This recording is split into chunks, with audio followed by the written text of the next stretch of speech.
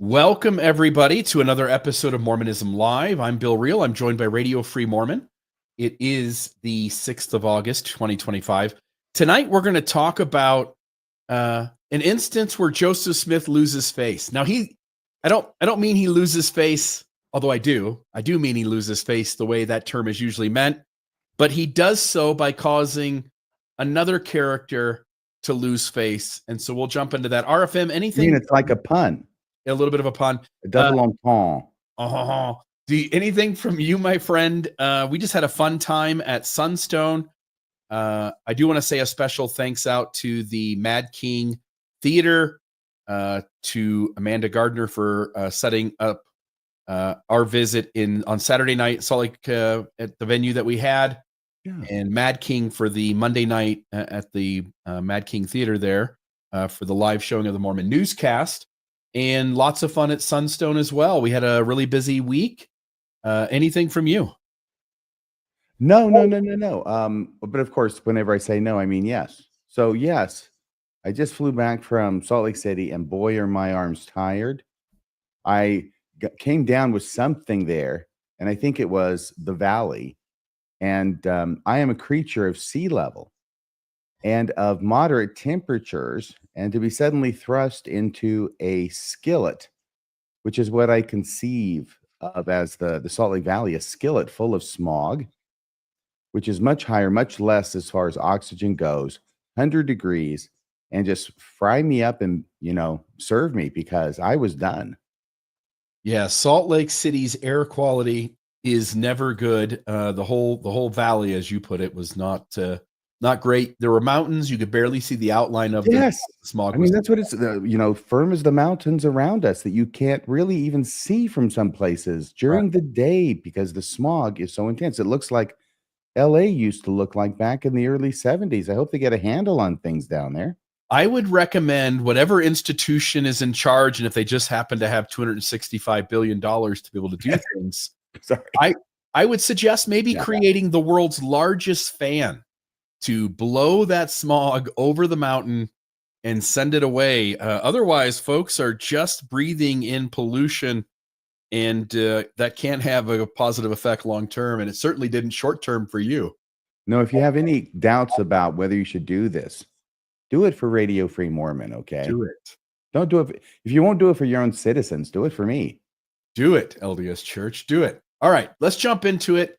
Let me put up on the screen here. So let's start. By the way, I know we're going to talk about most of this stuff about the Sunstone stuff. With me, it was sunstroke. I used to kid about going to sunstroke, and now I'm not kidding anymore. It's no longer a joke. But we'll be talking about all that great stuff and our what do you call it, get-togethers that we had on Saturday and on Monday. I'm sure we'll be going over all that in wonderful detail on Friday's Mormonism After Dark. Yeah, and it was a great time. You were there a little longer than I was, but everything went well. We got to meet a lot of people, got to have a lot of great conversations, and I think the people really enjoyed the events. I think the newscast, live showing of the newscast went great. I thought our event on Saturday night went well, and really appreciative of everybody who attended. And so for those of you who are out there watching this, please leave a comment if you were there Saturday night or you were there Monday night, and let us know how you thought things went. But only if you have good things to say. Well, I was going to say, let us know if you have things that we can improve. We'd love positive feedback, but at least say something nice so that RFM can feel like only good things were said. Only the best of feelings can be had in this circle. Yeah, otherwise get the heck out, okay? That's right. Otherwise the Holy Spirit's not going to be here. I had not seen this this thumbnail you done until I had just sat down here moments before the show started. I've got to tell you, I don't know if I'm too this is why I didn't go into medicine, okay? Because that just looks painful. I'm too sympathetic with other just pictures make me hurt. I didn't remove Anubis's snout. Joseph Smith did that. So don't blame me. Don't blame the messenger. Here we go. This is the snout of Anubis. The title of this episode is Mormonism in the Snout of Anubis. Joseph Smith loses face. Is this something like what you did at Sunstone too? This is pretty much the same info. There's a group of people that would have been in that session. You and I talked about this for Mormonism After Dark one week, but it was sort of surface level. And tonight I thought what would be good is to get this whole story out in internet fashion so that it can live forever. Yes. And here we go. This is it. We'll just get that thumbnail out. Thank you. I'm feeling better already. There it is. So first off, the first thing I want to say is that credit for most of this data goes to Paul Osborne. He is known as Shulam on the discussion boards. This is one of those discussion threads that he was the author of the original comment. And this is Anubis in facsimile number 3, and Mormon Deception is the name of that. You can go over to the Discuss Mormonism board. You can read this entire thread.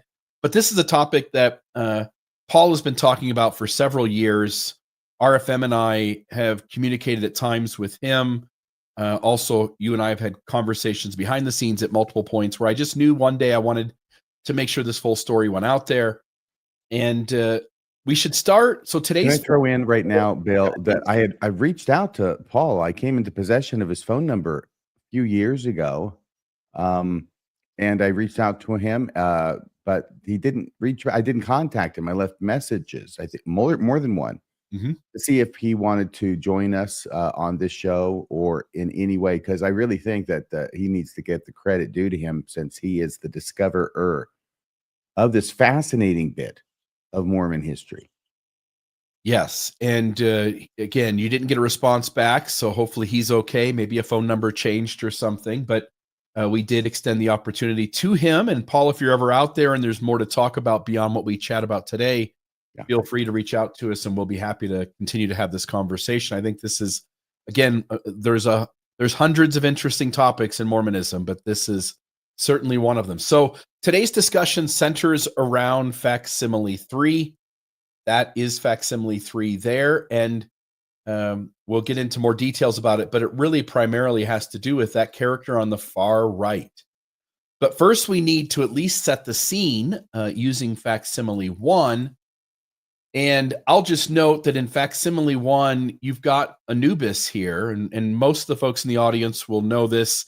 If you are a believing Mormon, I'll try to set the table for you, which is Joseph Smith came into some possession of papyri in 1835 in Kirtland, Ohio, and he translated that, said it was the writings of Abraham written by his own hand. He translated it into the Book of Abraham. He says that along with that papyri, there were other papyri there, and some of that made up what he said would be the Book of Joseph at some point. And another part he said belonged to some Princess Kotaman. But when the Book of Abraham comes out, those papyri end up resurfacing in the 1960s, thought to have been destroyed. And what we learn in that moment is that everything Joseph said about those papyri essentially turns out to not be true when one gives priority to the experts in Egyptology and what we know about Egyptology from the experts over the last, I'll say 100 years, probably 150 years, 180 years when you go back to the Rosetta Stone. Anything you want to say about the Book of Abraham generally, and otherwise I'll jump into this.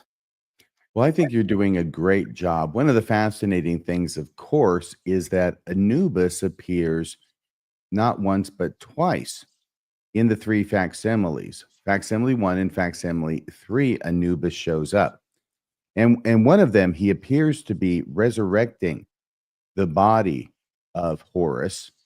And Horus is the person whose scroll this is. He's the dead guy. He's the guy with whom this scroll is being buried, so that he can be resurrected by Anubis, who is the god of the dead, represented by a jackal on the shoulders of sort of like a werewolf kind of thing.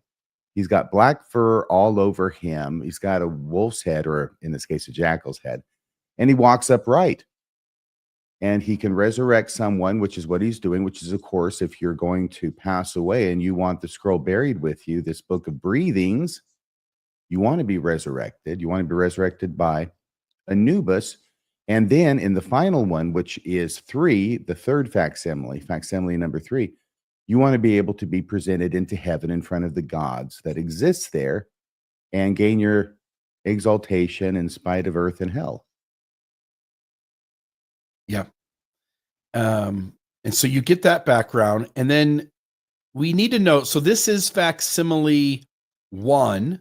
Joseph Smith translates this to say that this is, if I'm not mistaken, Pharaoh, king of Egypt, right? Sacrificing Abraham upon the altar. Oh, isn't this the high priest, the idolatrous priest Priest of of Elkanah? Yeah. Is that connected to Pharaoh? Is that connected I to? think it is, Yeah. yes. So the idolatrous priest of Elkanah is who the figure on the left gets translated as, with Abraham being upon the couch. And this document had this papyri, this facsimile had what you taught me is the word, I didn't know this word, but a Mhm. lacuna, which Yeah. is a missing portion. And we don't know how much of this document, what kind of condition it was in exactly when Joseph Smith had it. But today, it clearly is missing parts. By the way, Lagoon is also a wonderful place there in Utah that I didn't go to because it was so dang hot. And my understanding is, and I could be really out there on this one, I think we all know what a lagoon is, at least if we've ever seen Gilligan's Island. The lagoon, and if you were to look up over an island and down upon an island that has a lagoon in it, it comes from the same root. It's a missing portion. In this case, it would be a missing portion of the island is where the lagoon is. And the lacuna with a C and an A, that's like looking down and seeing the missing portions of a papyri in this instance. Yeah. And so Smith, having portions missing and wanting this to be the idolatrous priest of Elkanah on the left and Abraham on the couch, pencils in what he wants that to look like. I'll just note. So again, this figure that Smith said was the idolatrous priest of Elkanah was actually Anubis. Now, when it makes its way into the book of Abraham, things that intrigue me about the image is Elkanah's eye. The eye on Elkanah has a bit of an Egyptian look to it, and we'll see a closer up one here when we get to it. But I only note that because I'll go back here. The face there is missing. Smith draws it in, but he's got other figures to work with. He also has the eye of the person that's upon the altar, according to him. So he can sort of fashion Anubis's replacement head, based in part at least on the other person in the facsimile and the other characters on the other facsimiles as well. So he does have some things to work off of. But that person on the left should be Anubis, an Egyptian god, and instead Joseph labels it the idolatrous priest of Elkanah. This is what it looks like in the book of Abraham. So you have Abraham with his hands up. You've got the 4 canopic jars below, but Smith translates those as something else. You've got the bird flying above the person, and the lacuna is, Egyptologists are essentially certain that it's a second bird that's above the person on the lion couch. And Smith, having sort of a space missing and only seeing the very end of the bird's wings, interprets those as Abraham's hands and then draws in how those hands connect to Abraham's body. But just to note that. But, and originally this did have a lacuna. And what Smith does is the strangest thing in the world. You and I joke and laugh about this every time we see it. There was quite a chuckle at Sunstone when I put this up on the screen. But with the lacuna on Anubis, Smith penciling in what that should look like makes it into a stick figure who seems to have one eye open, one eye closed, a smile on his mouth. And he's allegedly, according to Smith, holding a knife because he's about to sacrifice Abraham. Meanwhile, it looks like he's winking past the fourth wall, saying hello to everybody out there in TV land, I guess. Looks like he's going to give Abraham a vaccination. Yeah, this could be pre-COVID. But the interesting thing about this image is that we have first off, we have a character with dark skin. There's only one other character on all of the facsimiles that has a dark skin to him. Also, there are parts of this character that can be seen. The sash that's sort of over the shoulder, we'll see later, but there are parts of Anubis's hair or headdress that are also visible. You can't really make them out here, but later on you'll see an image that clearly shows that. It looks like this fellow should have the words "What me worry" written underneath him. Yeah, well, he's saying something because Abraham's about to be slaughtered, and this guy's got a pretty good smile on his face. So it's about to get fun, according to Elkanah. What it ended up being transcribed into is this. So this is what that idolatrous priest of Elkanah eventually becomes. This might be, at least in part, due to Reuben Hedlock, who had some permission of Joseph Smith to make edits, and eventually they must have decided not to go with the figure who's staring at the audience, staring at the reader with a winky face and a smile, but instead have him look more serious, have him look forward. He's got sort of this giant eye, almost like a cyclops kind of eye that would be on someone's face, sort of a pointy ear like Spock from Star Trek. And but he does keep the sash. He doesn't have a knife in his hand. There's some suggestions. I think maybe you said this during Sunstone, but there's some suggestions that maybe this would be a feather. It looks a little bit like Klaatu or Claytu, Klaatu, from the day the earth stood still. I don't know who that is, but I'm looking it up right now. Claytu. Yeah, I see that now. It does look a little bit like Claytu. See if I can put this up on the screen and just make sure that this is who we're talking about. If it were the real Klaatu, he wouldn't need a knife. Let's see here. Let's do this. Oops. Is that him there? There you go. That's the Egyptian eye I'm talking about. There it is. There's the idolatrous priest of Elkanah. All right. So Smith doesn't stick with his original depiction of Anubis. Again, God's telling him what to draw in. God's telling him what it looked like. Instead of having him look at the crowd, he's now facing forward, much more serious looking. So there's that. But again, Egyptologists and anyone dealing seriously with Egyptian recognizes clearly that who Joseph Smith labeled as the idolatrous priest of Elkanah is in fact the Egyptian god Anubis. And this is what it should have looked like. This is what one rendition has. So in this instance, they do have the person with one of his hands up in the air. Right. Looks like what's he doing with the other hand there, RFM? That's sort of interesting. Let's just say he's not following the law of chastity.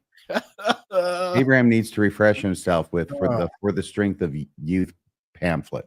Why is Abraham self-abusing himself just before he gets murdered? I don't think he's abusing himself. No, seriously. I think that what he's doing is preparing himself to copulate with the falcon, who is, I can't even remember who the falcon is. It's a miracle I'm even here tonight, frankly. But this is part of the Egyptian religion and mythology. So what he's doing here is perfectly acceptable. In fact, it's a good thing. Yeah. If that bird just lowers himself down and doesn't move, it'll be the first instance in all of history of soaking. So there's that. All right. So this is what it would have looked like, or at least a very close rendition based on other images that are very similar to facsimile 1 that have been found and discovered in Egypt and things doing with Egypt. So there's that. You've got the crocodile god down below, Sobek. You've got the 4 canopic jars. You've got the 2 birds, and you've got Anubis the way he should look. This is another image of what Anubis would look like. And again, you've got that headdress there, which has got the lines and stuff running through it. If we go back to the original, the very left-hand side, what Joseph Smith makes into Elkanah's elbow, that region would actually be Anubis's headdress. And so there are signals there that this is Anubis. And again, no Egyptologist disagrees. In fact, I don't think John Gee or Kerry Molstein would disagree with that. So there's that. I wonder how Joseph Smith would have interpreted that facsimile if it had remained intact. That would be a little different, huh? Mm-hmm. Wonder what they would do with that. All right. So again, there's the red square. If you look at where that is part of Anubis's headdress. Joseph turns it into Elkanah's elbow. But you can see images here that would indicate that. And so my point being is that if Anubis were to show up somewhere else, and he does, Smith would have enough to go on, or Reuben Hedlock, who likely would have been the one who discovered it, being the one who paid much closer attention to the images as he's drawing the woodcut printing plates for these to be turned into a publication of the Book of Abraham. But there's some renditions there. Lanny Bell restoration has the lines in there. A Larson restoration does not. So there's that. Okay, we can jump into this a little bit. So this is where the lacuna is on the figure that Joseph Smith interprets as Abraham. There are also, just to point out, there are also image properties here that would indicate what this should have been in Egyptian. And what Smith ends up doing is turning the second bird, which is missing, but which wing is extended into the papyri. Joseph turns that into one of the hands of Abraham being sacrificed. And there's just some artistic evidence here showing how an Egyptologist who specializes in this kind of thing would make certain kinds of connections and realize what this should have been instead of what Smith made it. And so now we can turn our attention to facsimile number 3. And this is where Anubis shows up again. And so in this instance, RFM, do you want to describe, because I think you'll do better at this than I will, do you want to describe to the audience what is going on here in Egyptian and what is going on here based on Smith's interpretation having to do with the Book of Abraham? Okay, I'm going to do my best, but I'm just going to try and read what's written below and above the figures and figure it out from there, all right? So we got 5 figures here, and you're going to talk about what Joseph Smith said. Is that right, Bill? No, I'd like you to tell us what Egyptologists say this scene. Yes, and you're going to say what Joseph Smith says. No, I'm going to have you do that as well. Oh, Lord. Maybe, okay, hopefully you'll do that part. Okay, so here's the thing. Over here on the right, you got 5 figures all in a row. If you go 1, 2, 3, 4, 5, if you count them across, don't pay any attention to those numbers on top because those are just going to be more confusing. But 1, 2, 3, 4, 5, the 4th character over from the left and the 2nd from the right, the person who looks like they're starting a conga line, okay? That guy right there is Horus.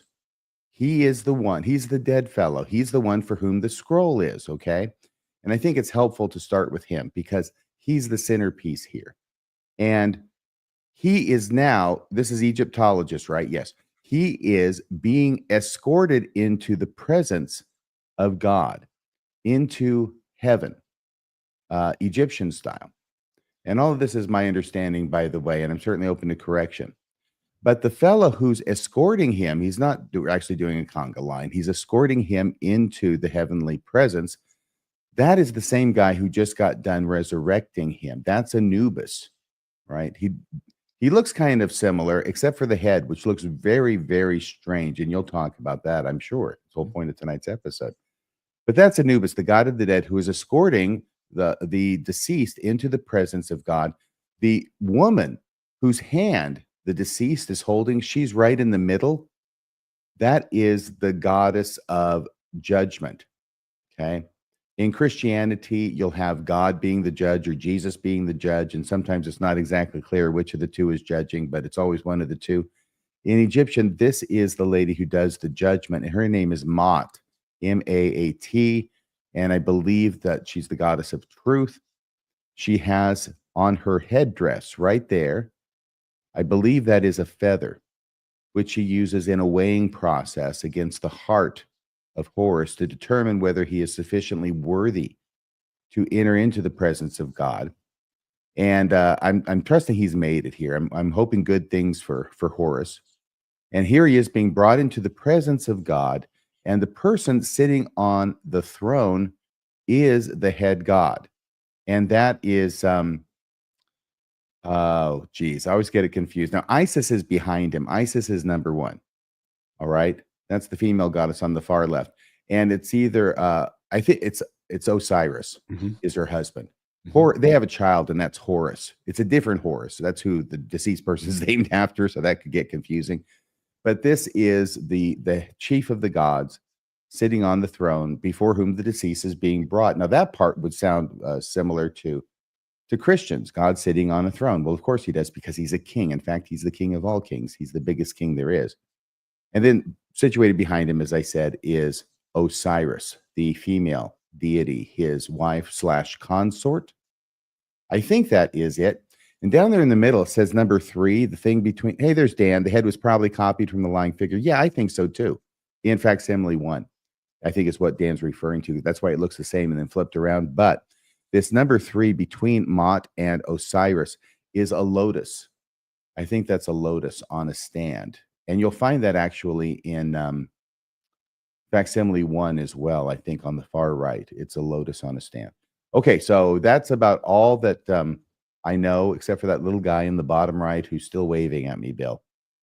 Yeah, you noted that in Sunstone, and folks, maybe they should see that. There's this character who's stepping across the line of the text, waving at you, the reader, as they sort of walk out of the scene, taking off and leaving the area where the writing is. He's had enough. He's good day. So there's that. That's Ruben Headlock's little joke. It must be. So in terms of what this was by Joseph, Joseph said that figure 1 represented Abraham sitting upon Pharaoh's throne. Figure 2 was Pharaoh. So Pharaoh's to the very far left. Abraham is second from the left, sitting upon Pharaoh's throne. If you will stop for just a second, and I apologize, but this is bringing back my days of being an apologist and trying to make some kind of sense out of the hundreds and hundreds of pages that Hugh Nibley produced on this subject. But you've got a woman there. I mean, she looks pretty obviously like it's Osiris. It's Isis, a female deity. She has the longish hair. I mean, she appears to be a woman, just like Mott does, right? But because Joseph Smith identified the figure on the throne as Abraham and the figure behind the Abraham as Pharaoh, Joseph Smith identified a woman as a man, which led Hugh Nibley off on a chase to find any possible other instance in anything Egyptian or Egyptian adjacent to find a woman being identified as a man. And I think the jury's still out as to whether he came up with anything. If there is, there's only one, and it has to do, I think, with the Romans. But, the Romans were in Egypt for a while, so I guess that's probably close enough. Anything even potentially within the range is good enough for an apologist. That's because you got to have it, because this is a huge blunder that Joseph Smith did, unless there were times when Egyptians identify or drew men as women or in women's dress. Yeah. Maybe they were ahead of their times. And we'll get into some of that in terms of these characters and other images of them. So I'll just note too, so you have the person on the left is Pharaoh. You have the person second from the left is Abraham upon Pharaoh's couch, upon Pharaoh's throne.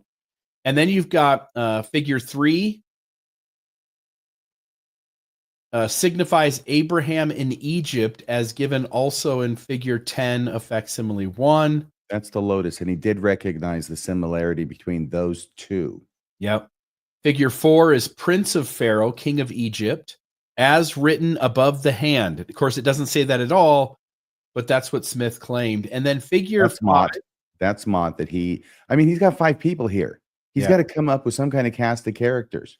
He has no idea what Mott is, so she doesn't really fit into his story, so he throws in a Prince of Egypt.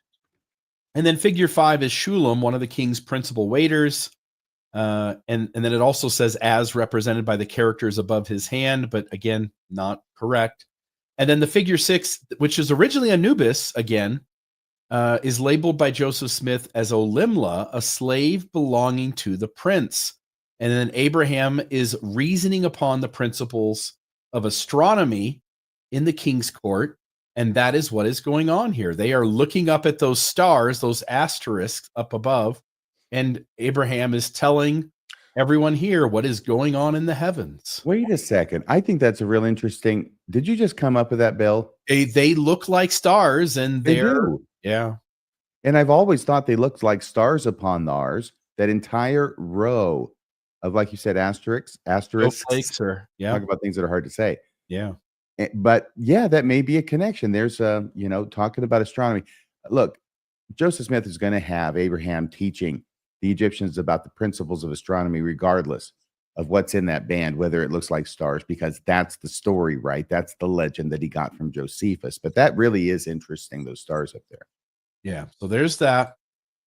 So now we'll just note this is what Joseph Smith said this image was. Again, person on the far left is Pharaoh, king of Egypt.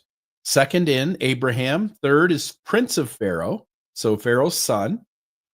The next one is Shulam, Pharaoh's waiter, and there isn't any images of anyone out there named Shulam. The most famous Shulam I could find was a Jewish rapper named Shulam. So that's a animated picture of the Jewish rapper, a actual human being on the earth. You should have had a picture of Paul Osborne there. That would have been great too. Yes, because Paul Osborne is the most famous Shulam I know. there you go. And then Olimla, Pharaoh's slave. And so I've just got a picture of a slave there. But we're going to focus on that Olimla character. And that's the one with the red circle around it. Again, this was also Anubis. And again, this is the only other character in all of this papyri who has this dark skin to him. So as Smith or Reuben Hedlock are looking at these images, they might have started to notice some similarities. That's what Smith said they were, but I want to note, you already named them, but I just want to note how accurate these are. So on the very far left is Isis. You said that. Yeah, I think that's a solar disk above her head. That's the sun. My point being, though, is that there wasn't any lacuna here. This was intact because Joseph essentially depicts this character exactly. This facsimile is missing today. We do not have it. We don't have the original. It's gone. What we do have is the church's representation of this. And we will note as we look across this, starting with Isis, that Isis appears on the reproduction of facsimile 3 exactly as Isis would appear in the document, holding the same item, having the same headpiece, having sort of the same garb. So this is clearly was intact and clearly looked like this, and Smith didn't have to do any sort of fill-in for Isis. Can I just make a couple of comments? Please. First off, if it looks like what Isis is holding in her right hand looks like a Christian cross instead of an ankh, that's purely coincidental. As is the fact that if you think that solar disk looks anything like a halo in Christian tradition, that's also purely a coincidence. The main thing I just saw was that, if you look at her ankh that she's holding, right, in facsimile 3, see what that looks like? That looks like each of the stars that are above. And I'm wondering if those stars were originally supposed to be ankhs, but I don't know. Yeah. And again, because Smith and Hedlock didn't know Egyptian, they would have taken some liberty with these, the transferring of a symbol from the document over to the publication of the Book of Abraham. And maybe it wasn't even intentional. They may have truly tried to copy things over exactly as they were seeing them. But because they didn't know what those things were, they're doing the best they can. And hence some characters that mean words in Egyptian were transferred incorrectly. They were changed from the original to what we ended up having. We know that because Egyptologists can read this, but they also note that it is also partially wrong because some of the symbols don't exactly match up with what they would have originally. In other words, Smith would have seen a symbol, would have guessed at what it should have looked like, transferred it over to the Book of Abraham, and would have just not gotten it right, such as taking the ankh there and making it look a little bit more like a star, such as what's above, because he didn't know what an Egyptian ankh was, and he didn't know what they should look like. The next person in, you named it as well, Osiris. And I just want to note, Osiris's headpiece, perfect. The cane he's holding, that's supposed to be there. The garb that he has on, very similar. So again, we know that this essentially is intact as it was originally. Right. I think that's the crook and the flail. So He is those a things go shepherd up. in a sense, and I think we might see that as a carrot and a stick, a flail to I don't know. I'm totally beyond my depth at this point, but I did talk to Robert Rittner at one point, so this is the best that I can recall. Yeah. Here we have Mott. You named this one as well. Same thing. The headpiece is there, so we know that the original looked like this. The garb is again pretty dang close. So the reason this is important, because what we're going to learn is that essentially everything on facsimile 3 is intact as it was originally. So there's that. This is the person you pointed out as Horus. This is the person who died, for which, as this funeral, as this person's about to be buried, and Egyptian religious rites are that you are trying to get them back to, essentially Egyptian heaven. And you have all of these rituals that need to be done, and those rituals need to be artistically depicted on papyri and buried with the person who's passed away. And so this person will be different. Every time you find a mummy and a Book of the Dead, that Book of the Dead will be specific to that mummy, that person in Egypt who was buried. But what we do know is that when we look at other documents of the person who is deceased, there are some similarities. So such as the garb that he's wearing, very similar from facsimile 3 to a different Egyptian papyri found that has nothing to do with the Book of Abraham. All three of these people who are deceased have the same item on their head, the same sort of head thing on. They all have, at least two of the three there have the same garb on.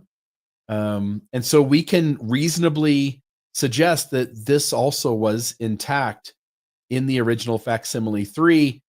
And then the one person who's not is Anubis. And Anubis is depicted there in all the other images, but on the far left, that is what Joseph Smith made it look like. But there, yes, and let me go ahead and throw it here, since I was wondering about whether I was correct. I want to try and be as correct as possible, even when I'm saying I'm not sure if I'm correct on the show. There are tons of theories about the crook and the flail, apparently, but it's very clear that these are symbols of the might and power of Pharaoh. It was originally associated with Osiris, and it came to be held by Pharaoh as holding that same kind of power. yes. And we will never know exactly how much of Anubis was present and how much wasn't. But we can take a pretty good guess at it based on the things that we've talked about. So the question here is, why is Anubis the only figure that is altered significantly? And at least one idea that Paul Osborne came up with, that I think has a ton of evidence for, is that Smith or Hedlock recognized that the Anubis figure in facsimile 1 was the same character as the Anubis figure in facsimile 3. Mm-hmm. Smith had his story that he was wanting to tell, and having the same character who's interpreted two different ways be recognized by the reader would be problematic. And so the question becomes, why would we think Smith altered Anubis? And why do we think that there wasn't a lacuna there to justify Smith writing in something? I'll note first, again, I think it's hilarious. Smith not only writes the stick figure face in looking at the reader, but does have that change. So even the original concept that Smith comes up with when he first looks at this papyri and starts to tell people what it translates into, somewhere along the way, he's not happy with, I'm going to say, presumably what God said it should look like, because God's the one telling him that the face should look this way or that way, because it's not any harder for a non-artist like you or me to draw a face looking forward than it is to draw a face looking at, off the paper to the reader. But for whatever reason, Smith did not like the original rendition here on the left and sought for some reason to make it at least a little more fitting to the document as he saw it by having the face forward. Again, you've got Anubis on facsimile 3, and one has to wonder what similarities were there. So let's discuss a little bit of what happened. First off, we've got Reuben Hedlock. We've mentioned him several times tonight. He was a artist, a scribe for Smith. He had other things too. I think there's a web page on the church's website that lists all the various things that Reuben Hedlock was involved with. But one of the things that he was in charge of was creating the woodcut print plates for the Book of Abraham. And so this is the only known photo of Reuben Hedlock, and I'm not convinced this is him. It looks like a certain church president. Doesn't it look like Heber J. Grant to you? That's what I was going to say, but I don't think it's Heber J. Grant for sure. And this was on like a family search site, listed as Reuben Hedlock, but it was the only photo I could find out there on the internet of Reuben Hedlock. So I'm left wondering if this is actually him, because I've run into so many mistakes on family search sites where people put images or put information that turns out to be completely wrong. Mormons might do the most family history, but they also might be the worst at it. So there's that. Can I mention one other thing here? Please. I was looking at the Wikipedia, crook and flail, and once again, this is the last thing I'm going to say about it, okay? But apparently there's a guy who I'm assuming is a Egyptologist named Toby Wilkinson. And in his interpretation, the flail was used to goad livestock. Okay. And I mean, it was simply used to goad livestock, and it was used here because it was a symbol of the ruler's coercive power as shepherd of his flock. The ruler encouraged his subjects as well as restrained them. That's be what I was talking about with the carrot and the stick. And now I'm done, really. Go ahead. So these are the 3 woodcut print plates. Now they look like they're made out of clay or some sort of hardened material, but these are actually made out of wood. Do you know that, RFM? Yeah, these are lead. Oh, these are lead. This is something else that Paul Osborne taught me, which is I had assumed when I'm looking at these that they were wood because they're wood cuts, but they're made out of lead, which is a soft material as well. So that's why it doesn't really look like wood, because it isn't. It's lead. Yeah, I was going to ask if this was wood because it never appeared to be such to me, but they are given the name of woodcuts. Do we know why that is? And maybe just because originally that's what things like this would have been cut out of. I do not know, but I can research it while you're talking if you'd like. That'd be great. If you want to see why they're called that, see if something comes up. These are the 3 print plates for the Book of Abraham. So you have facsimile 1 on the top right. You have the hypocephalus, facsimile 2 in the bottom middle, and then facsimile 3 on the top left. These all go in reverse position. In other words, they look flip-flopped because this you would put ink on, put it on the paper, and now you'd have the image be right side up. I'm ready. Oh, please go ahead. Yeah, it's possible to create prints similar to woodcuts using lead. I'll go really quick too. In the 19th century, lead cuts were commonly employed for newspaper illustrations due to lead's affordability and ease of manipulation. There you go. These are often referred to as metal cuts. Yeah. Hedlock would have had to have done these by hand, right? Cutting them, yes, making the mold in reverse. Mm-hmm. And the reason we know that, number one, because of the edits made to such as Anubis in both the facsimile 1 and 3, but also because the hypocephalus had a giant lacuna as well, and there were tons of symbols that Smith requested Hedlock transfer over from other places on the papyri. And so, at least on some level, there should be some appreciation for Reuben Hedlock's artistic ability.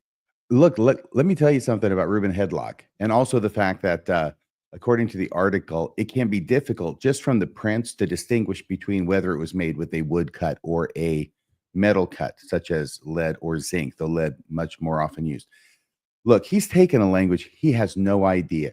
The people would be way beyond me. Obviously, Reuben Hedlock is an artist, but he, I think, excelled himself when he took actual tiny Egyptian hieroglyphs and carve them backward so accurately that when reproduced as a print, I almost said apologist, Egyptologists today can pretty much read them and figure out what they are. Of course, they're comparing with other similar types, but they can actually read with a fair degree of accuracy what's in those letters above the hands and head of the characters in figure 3, as well as what's written below them.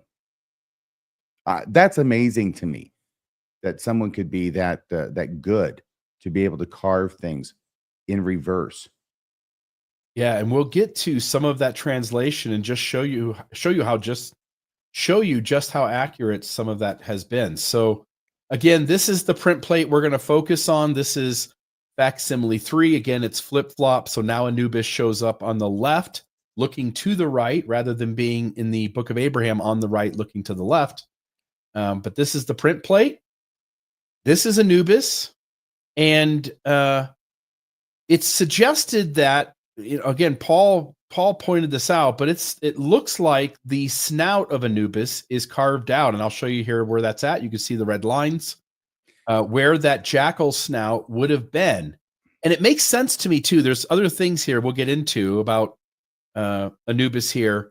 But the way it ends up in the Book of Abraham is that the curve right in front of the face, that kind of that curved out circle ends up being Olimla, the slave of Pharaoh. It ends up being his nose and his mouth. But when you look at the original print plate, it doesn't look like it was a nose and a mouth originally. It looks like it is sort of carved out along with the rest of the snout.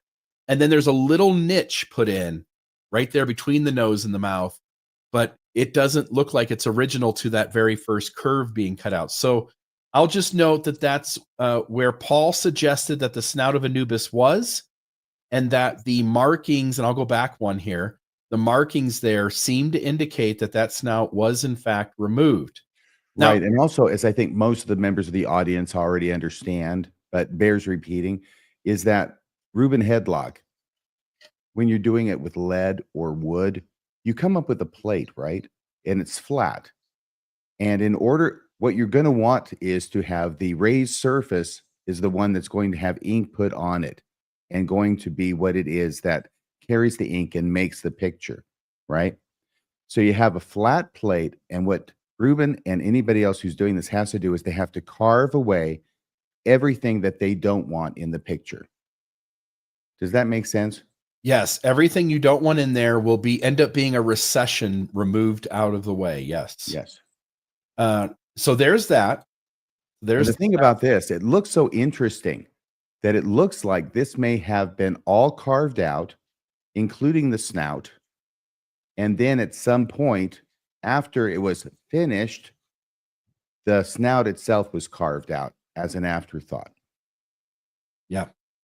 Somebody just sent us a super chat. Daniel Carey said Joey Smith acquired the papyrus in 1835. He was 29 years old and getting real better at his lying, cheating, scammy, grifty ways.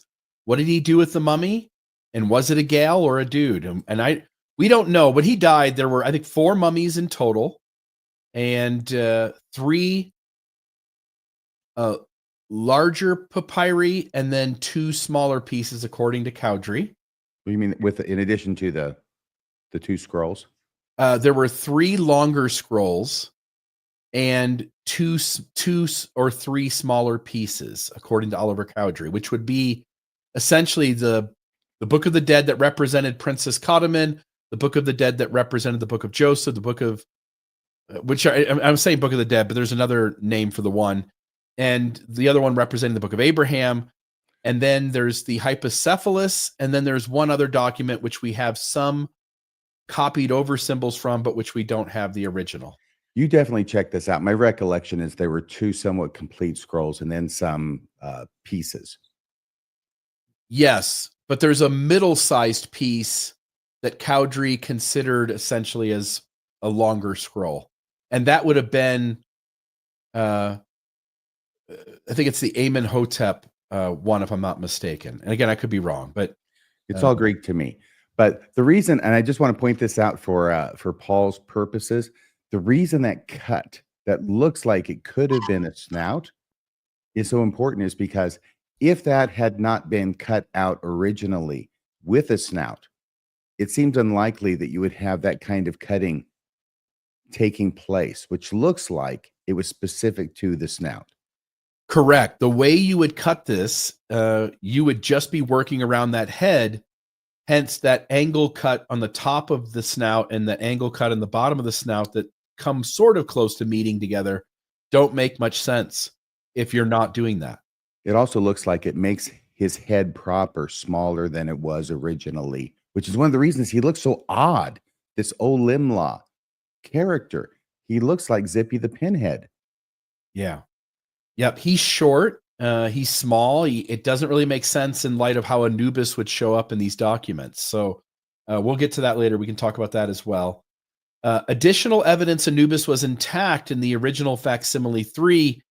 And I don't know if Paul made these connections or not. These were things that as I was doing the research, I sort of was thinking about, but it's the eye and the existing partial ear. So the eye of Anubis is somewhat similar to what it should be. Not exact, but somewhat similar. It's not like Joseph Smith just drew in his own eye or Reuben Hedlock did. The other thing is you've got a partial ear, and it's a weird thing that shows up. If I go all the way back here to the document, it's a weird thing to have almost like an antenna coming off of Olimla, the slave's head. And it doesn't really seem to belong. It's sort of this strange thing. By the way, you can see there the nose and the mouth. And in the actual print plate, it's a much smoother curve, but with which you add one more little depression and you're able to create a little bit more distinction there. And his eye is so big relative to his head. Yes. His eye is, huge compared to the head. So you have this, what looks like at least one of Anubis's ears left behind. You have the eye of Anubis, though altered, seemingly present on the original. You remove the snout. So this is what it would have looked like. And again, notice the eye has sort of that Egyptian kind of eye to it, although parts of it are removed or changed. And then the inside ear of the Anubis on the left seems to be the one that was left remaining. Meanwhile, the ear that would have come off the back of the head, the closest to the, if you're thinking about it as like a two-dimensional figure, and you're trying to think of it as a 3D figure, the ear that is closest to you as the reader or the viewer of the document. Anything from you, RFM, on the ear and the eye that seems interesting or of note to you? Did I mention enough about the crook and the flail? You did. Okay. Okay. Also, it's the fact that every other figure in this thing is perfect. Again, we noted this. Isis, notice the headwear. Isis is right where they're supposed to be. Osiris, one of Egypt's main gods. By the way, I noted that maybe that was Mot, but I was incorrect. I was going off of Mot sometimes shows up with a headpiece that is similar to what Isis has. So next one in is Osiris. Again, he's got the right headgear. He's wearing the right stuff. He's holding the right things. You've got Mot, the Egyptian goddess of truth, harmony, and justice, who's also got the right headgear, wearing the right clothing. Essentially, and again, I just want to note, by the way, Isis on the far left, you called that an Egyptian. What was the item? The cross thing holding on the in the Ankh.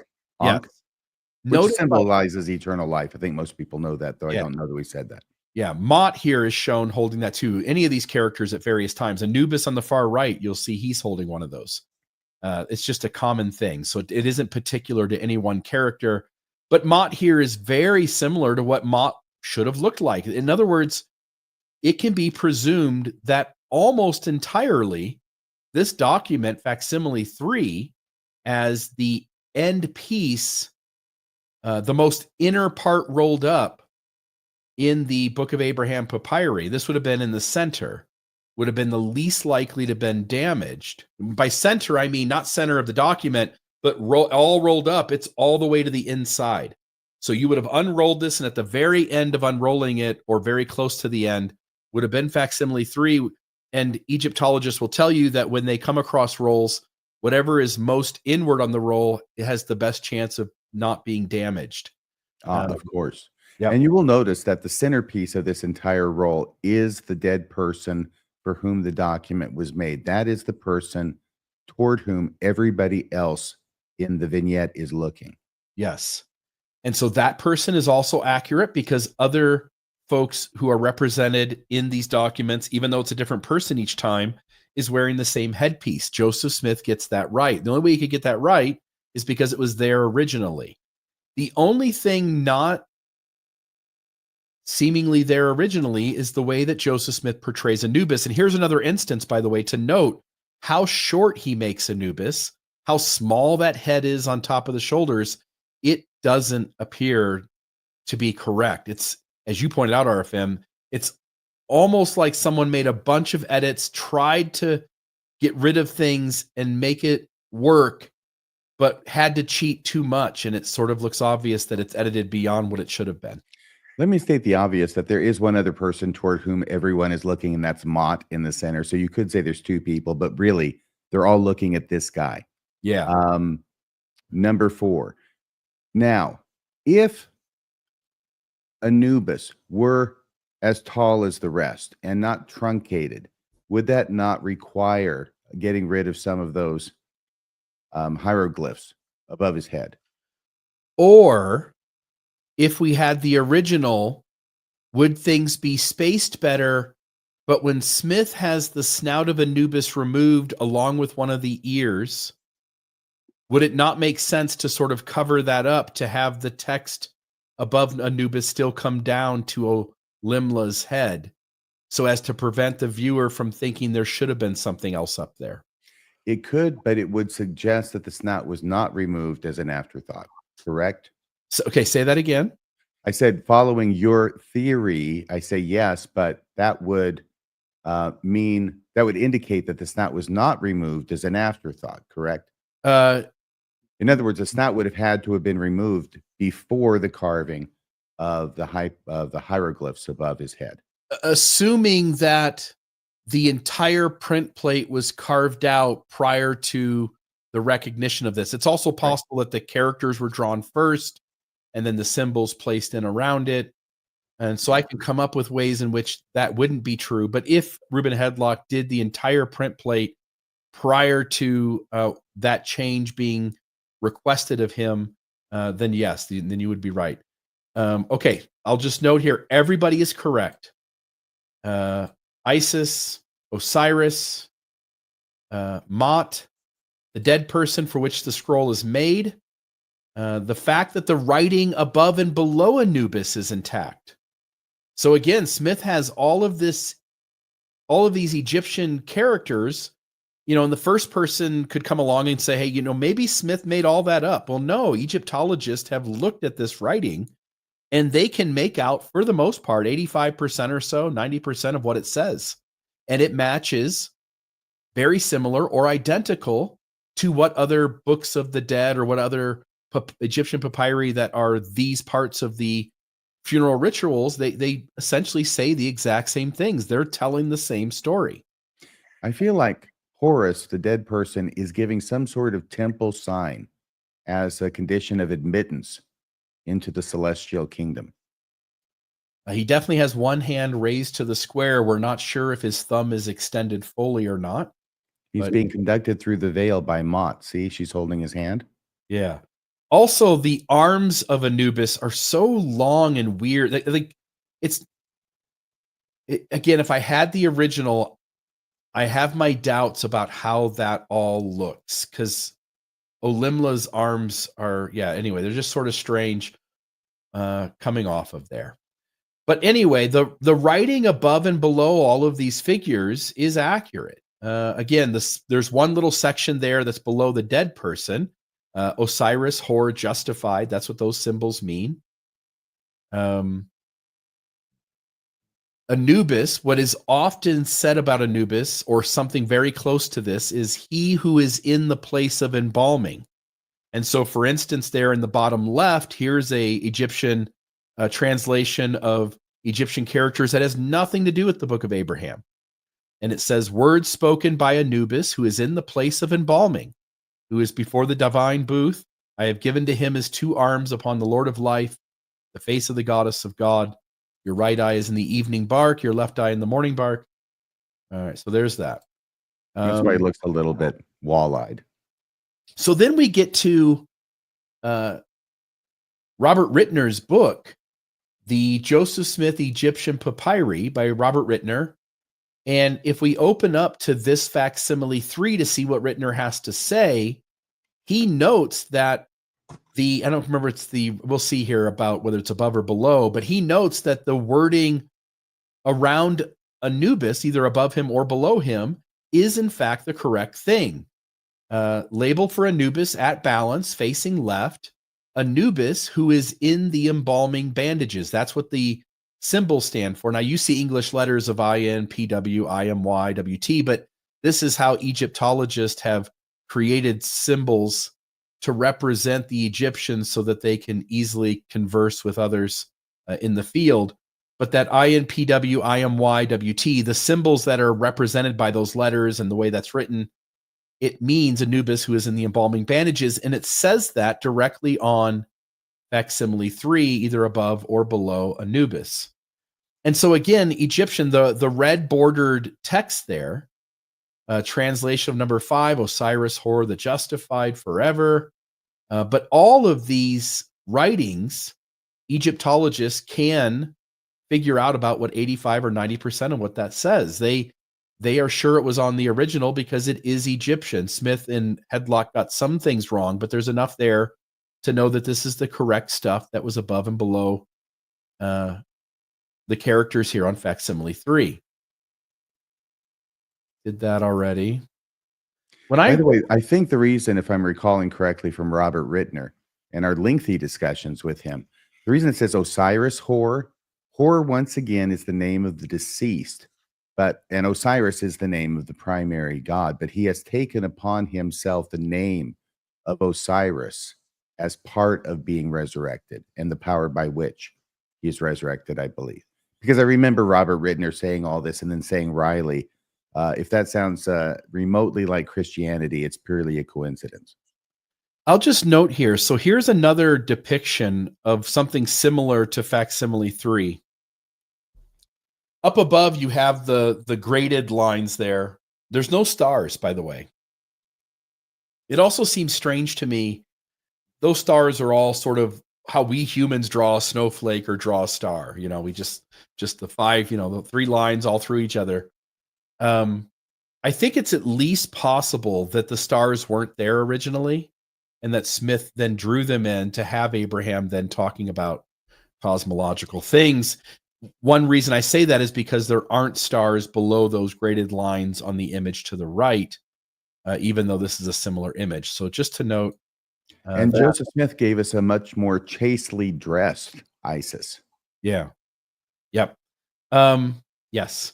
The image on the right, by the way, you've got the canopic jars there sitting on what looks like maybe a table. And I'll just note, I think most people that follow this topic or have heard these things talked about recognize that while there's a huge overlap and similarities between common Egyptian funeral documents, even though the person who died is different, everything isn't guaranteed to be the same. Some things are different. And so whether someone is holding a certain thing, the poses they're in, whatever the table on the left is, sort of looks like a pearl and an oyster with like a... That's the lotus. Yeah. And whereas on the right, it might be a lotus down below, but on top of it, you've got canopic jars there on top. And so we don't expect these images to be 100% identical. They just have a lot of similarity to them. And there, I don't know if they're the canopic jars or simply the 4 sons of Horus. Yeah, correct. After whom the canopic jars are modeled. Yes. So Rittner's book, the Joseph Smith Papyri, he nails it. He says that it is Anubis that's being talked about there.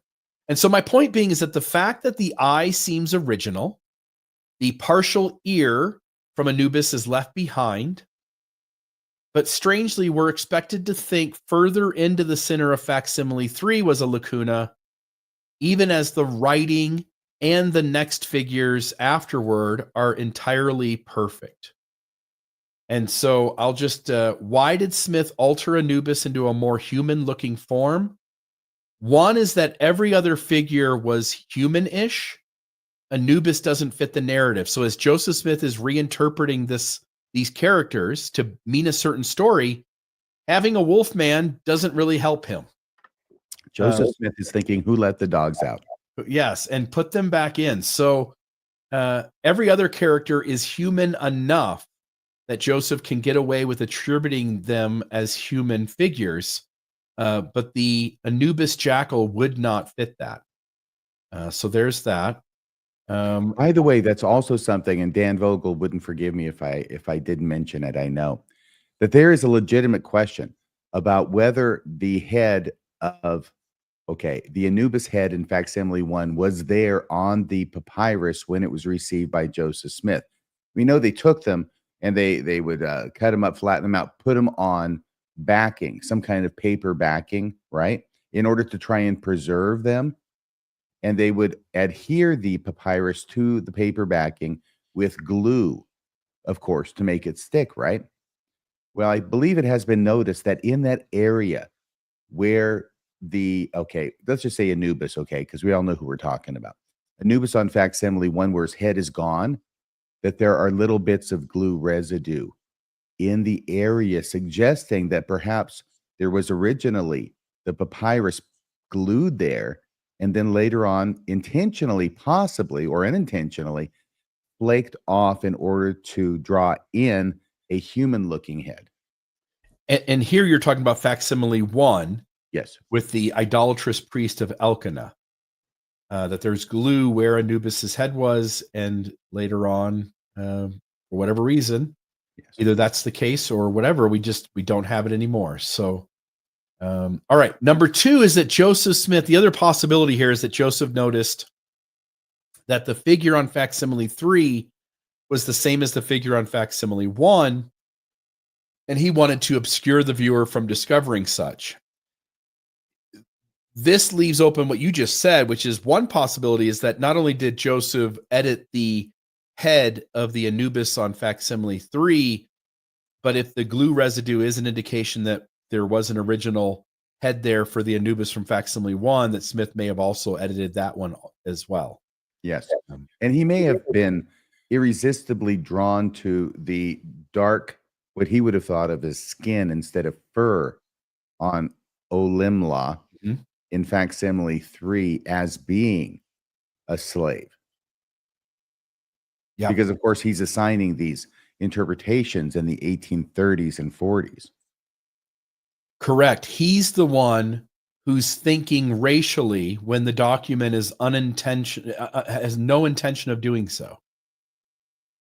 So he may have noticed that there was overlap or the same. And there's reason to think that. Again, if the Anubis figure is intact on facsimile 3, then for Reuben Hedlock or Joseph Smith to have noticed the clothing, the headdress, other parts of it being similar enough, and such would have caused questions, such would have created some discomfort with people trying to figure things out. It's already bad enough that the canopic jars are on 2 places and translated differently in each. And so I'll just note there's several reproductions there of facsimile 1, facsimile 3. On the left-hand side, you have the 2 Anubis figures.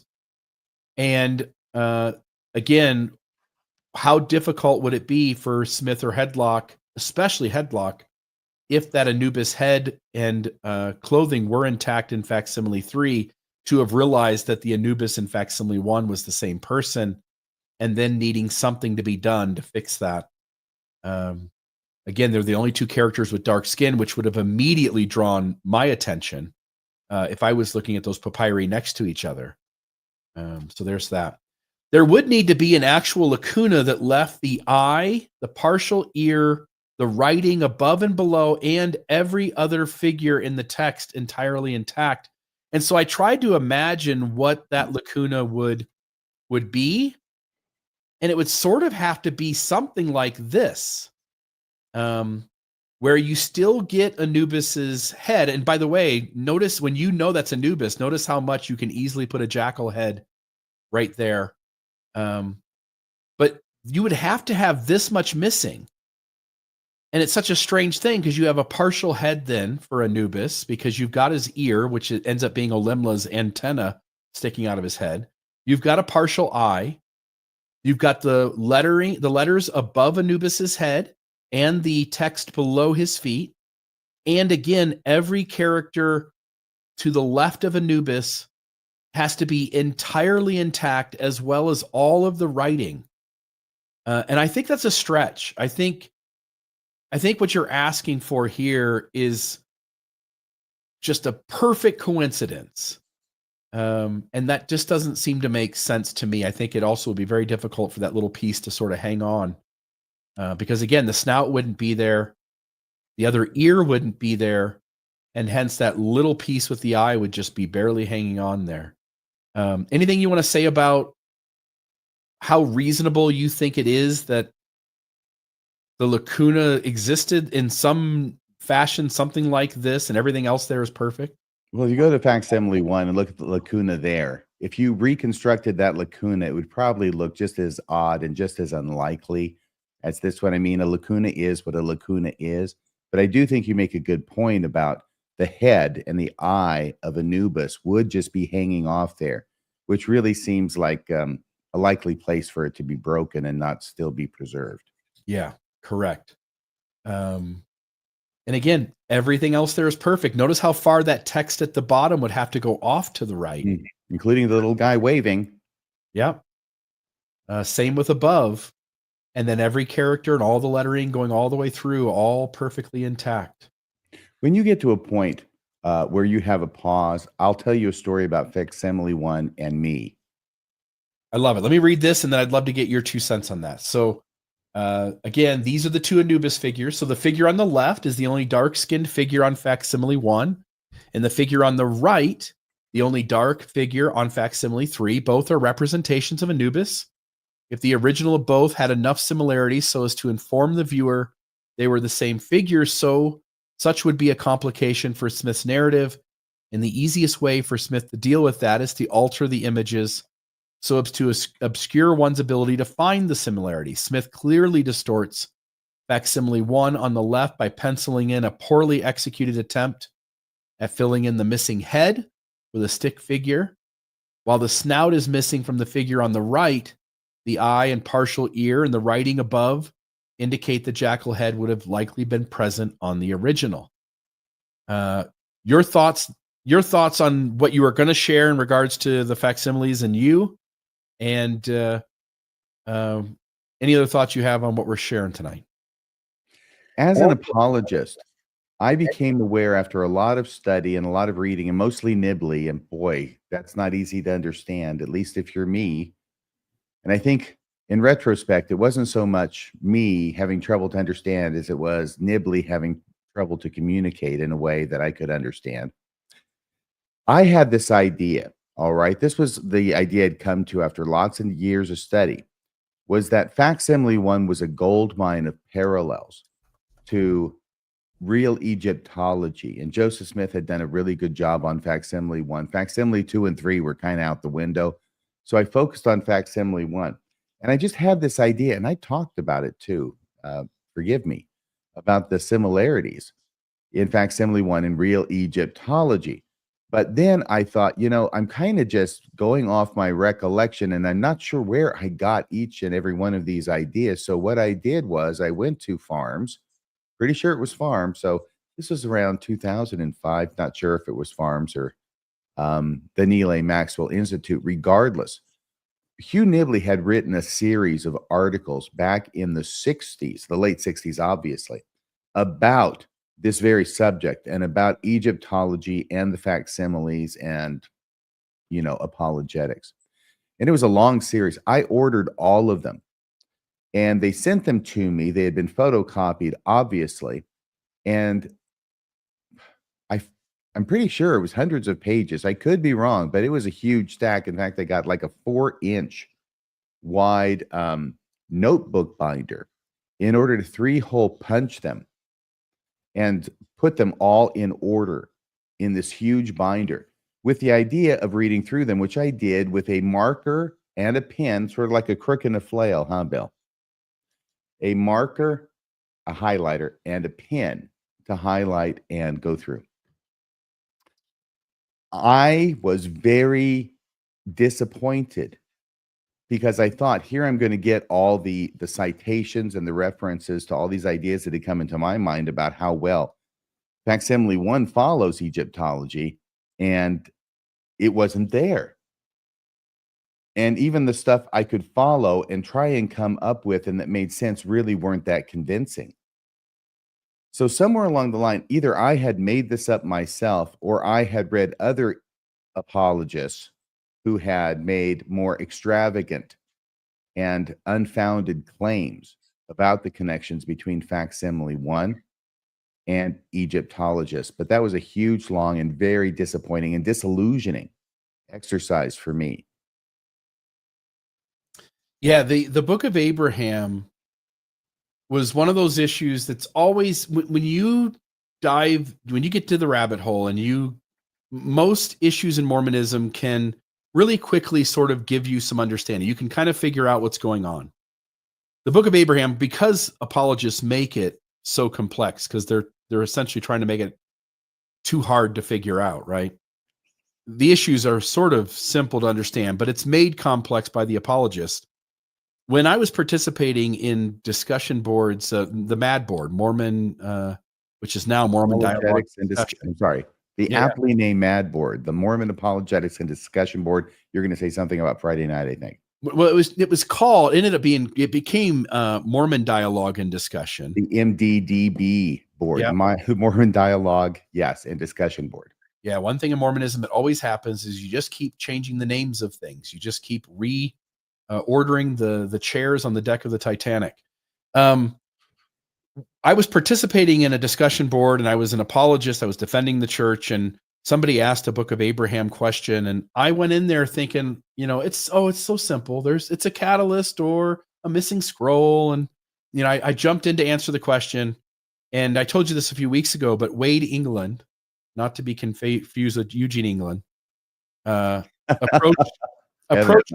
approached me and said, Bill, this Book of Abraham issue is way more complex than you'd be best if you just didn't even go into the Book of Abraham issue. He was telling me I should stay away from trying to answer people's questions on it because it's way harder to answer them than I understood, which then prompted me to do a deeper dive into the Book of Abraham and realize what it was he was talking about, which is that simple fixes don't work.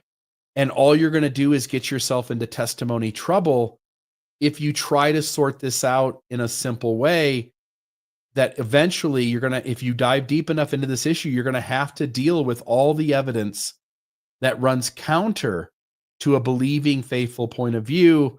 And hence, if you want to keep your testimony, you're best probably just staying on the sidelines on this one.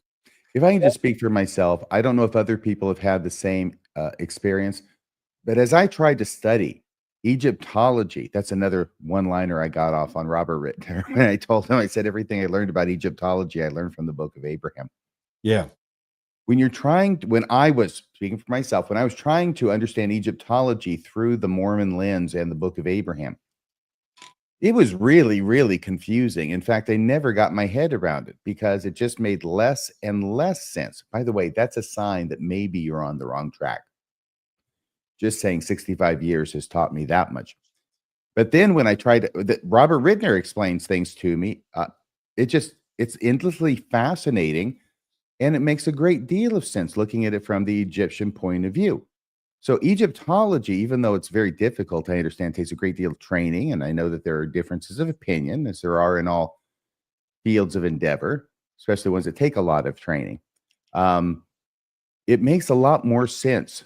Egyptology makes a lot more sense when you look at it through the lens of Egyptology instead of looking at it through the lens of Mormonism. That's all I'm saying.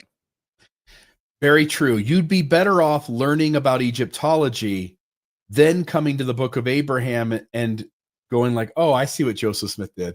I did it the exact wrong way. Yeah. You started with a bunch of false ideas and then tried to figure out how Egyptology fit into that. I had to unlearn excuse me, let me say I had to unlearn is what I'm saying. I had to unlearn everything wrong that I had learned from Hugh Nibley and Mormonism before I could learn what Egyptology really was. And once I did, it made a lot of sense. Yeah.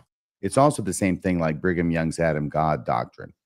Yeah. His theory, when we read it, when I read it for years and years and try and make it fit into what the modern church teaches, it was endlessly confusing. It was a massive confusion, to quote Adam in a former permutation of the endowment. It was a massive confusion. But when I finally allowed Brigham Young to speak for himself and express what he thought on the subject, although it was foreign, it made complete sense and it was totally consistent. Right. Yeah, that's Mormonism in a nutshell. You spend your entire life learning a false lens about 1,000 things, only to then have to take your time figuring out the truth. Or as it has been put, spending your life climbing a ladder only to find at the end it's been leaned against the wrong tree. There you go. I wanted to put up a couple of things from the history that sort of back up Reuben Hedlock making edits. This is December 1841, 1842. The journal Joseph Smith Papers Project has this. That's the link above. Wednesday the 23rd, settled with and paid Brother Chase's, that's Ezra Chase, and assisted in the counting room in settling with Ebenezer Robinson Esquire, visited the printing office, and gave Reuben Hedlock instructions concerning the cut for the altar and gods in the records of Abraham as designed for the times and seasons. So there's Smith giving instructions to Hedlock on how to make the cut for the altar and gods in the records. Yes, because otherwise we would have apologists coming in and saying that Reuben Hedlock was a rogue engraver. He was just doing whatever he wanted. And Joseph Smith didn't know. Joseph Smith is out seeing one of his wives, and here's Reuben staying up late at night and doing whatever he wants to these engravings, regardless of what Joseph tells him. Correct. So there's that. And then one other one here. Again, this is a reproduction of the hypocephalus as it likely was originally to Smith. It also has a lacuna there. You can see it sort of in the top right quadrant of that. And it says here, Joseph Smith, this is the church saying this. This is the Joseph Smith Papers Project, and this is their footnote. Joseph Smith likely instructed Reuben Hedlock to add material from elsewhere in the papyri to fill in these lacuna in preparation for publishing facsimile 2 in the Times and Seasons in Nauvoo, Illinois in March 1842. This is a big deal because rather than just leave it blank and, hey, this is the best we had because this is the shape it was in, Smith actually creates a problem for his translation process because he asked Hedlock, according to the Joseph Smith Papers Project, almost certainly asked Hedlock to add symbols from other places on other papyri in order to fill in the blanks. And then what Egyptologists noticed by what was added in is that it doesn't make any sense with what's already there. In other words, at that very top around the circle, around the outside of the circle, that text goes to a certain point and then it's missing. Smith has Hedlock put characters in, but then what you end up with is the beginning of a sentence that then turns into something that makes no sense because of the fact that Smith is taking other Egyptian symbols that do not belong on the hypocephalus and putting them there. So making strange edits is right within the realm of what Smith is asking Hedlock to do. So there's right. that. And this is something, once again, it's so interesting because the hypocephalus does not exist either. It was not preserved. It has not been discovered.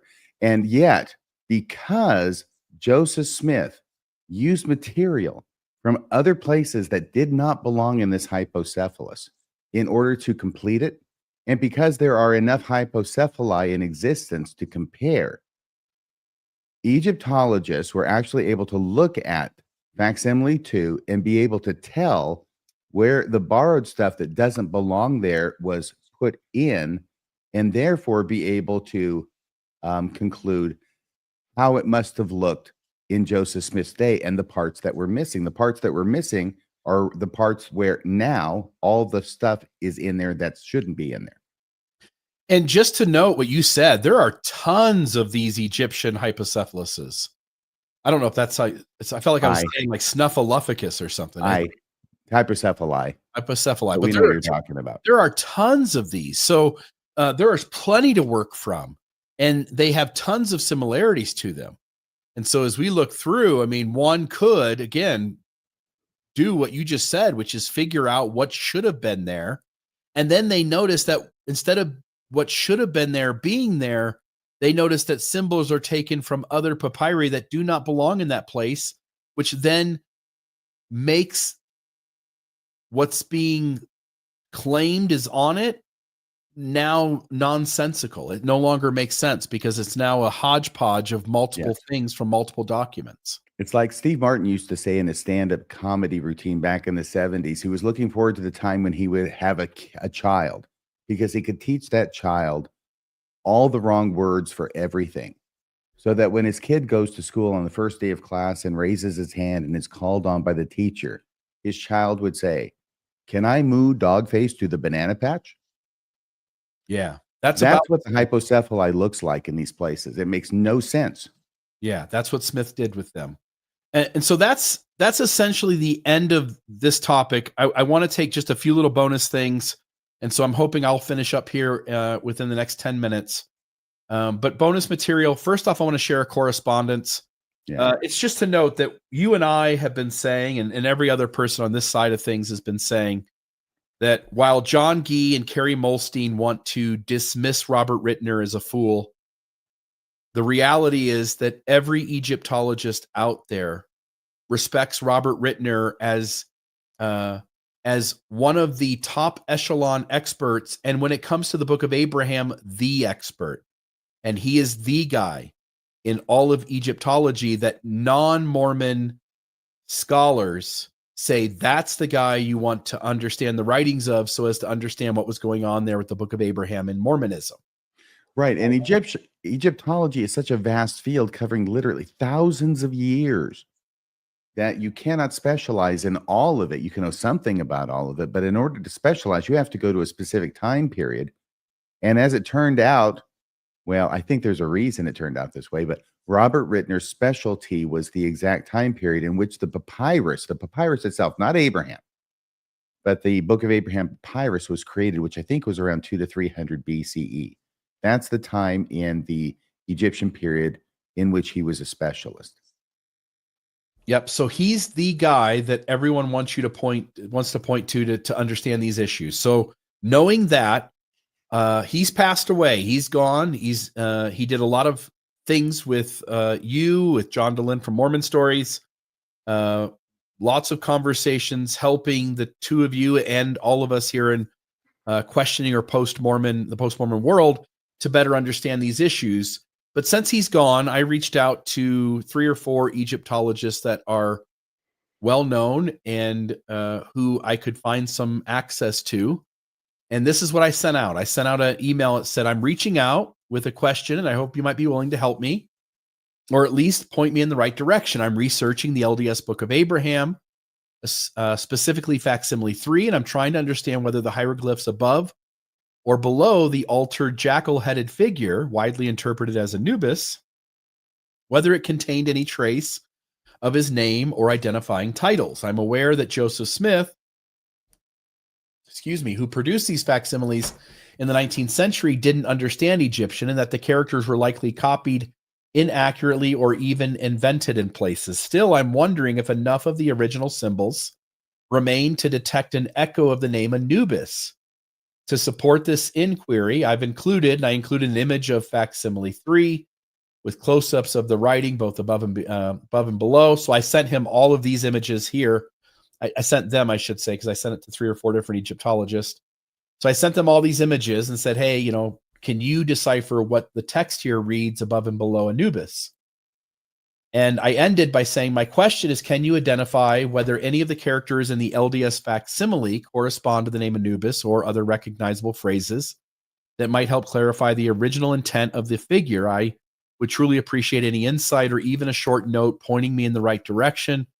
Thank you for your time and consideration, Bill Reel, So the first message I get back is from John Coleman Darnell. He says, Mr. Reel, greetings from El Cab. And by the way, I should probably, John Coleman. I think John Coleman Darnell likes being an Egyptologist. He does. I'll show you here. I'll put it up on the screen because you hit it on the head. These are, here's some of these images of him. He loves to dress up. He loves these photographs.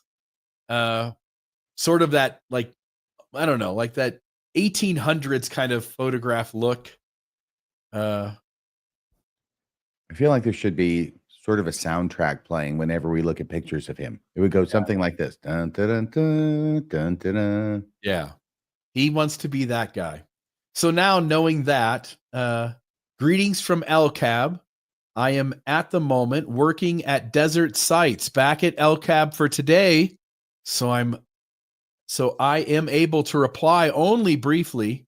The best source for studying the ancient Egyptian text in question is Robert Rittner, the Joseph Smith Egyptian Papyri, a complete edition.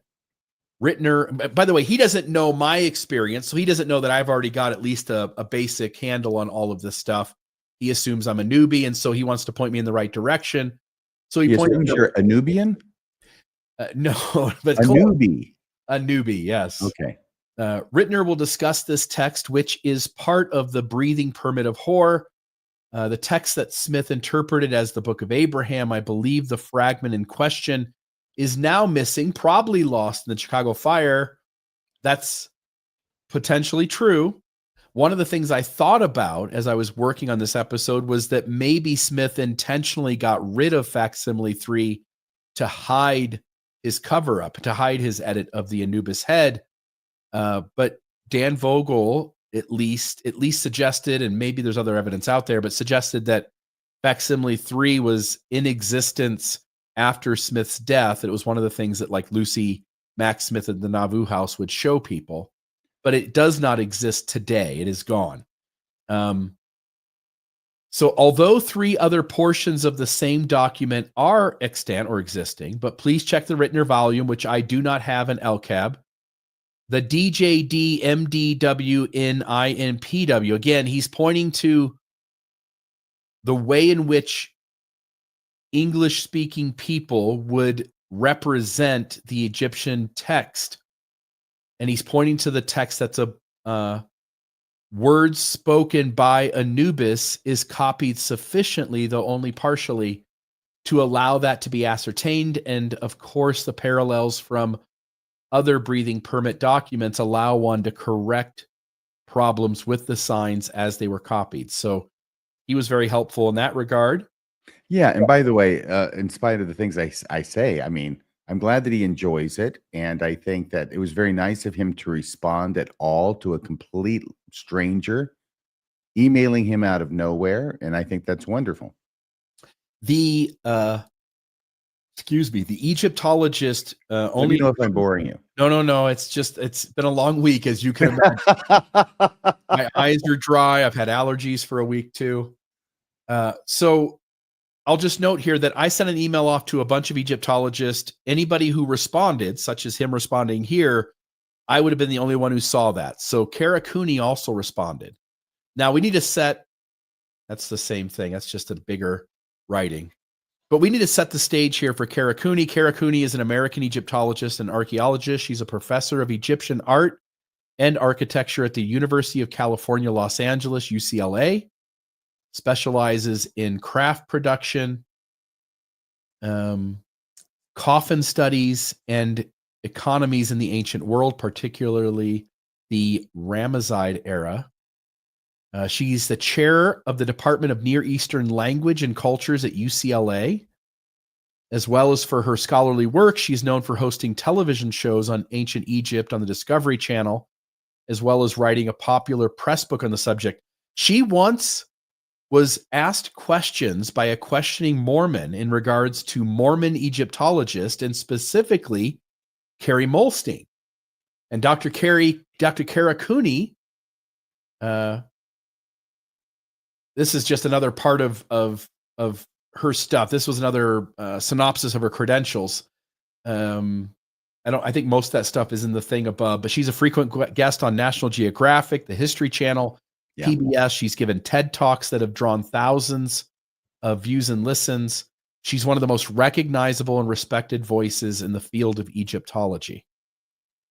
She has an interaction with Carrie Molstein, and here's what she says. She says, I watched the 3 videos. Somebody sent her 3 videos of Carrie talking Egyptology about the Book of Abraham, and she was asked for her review of those.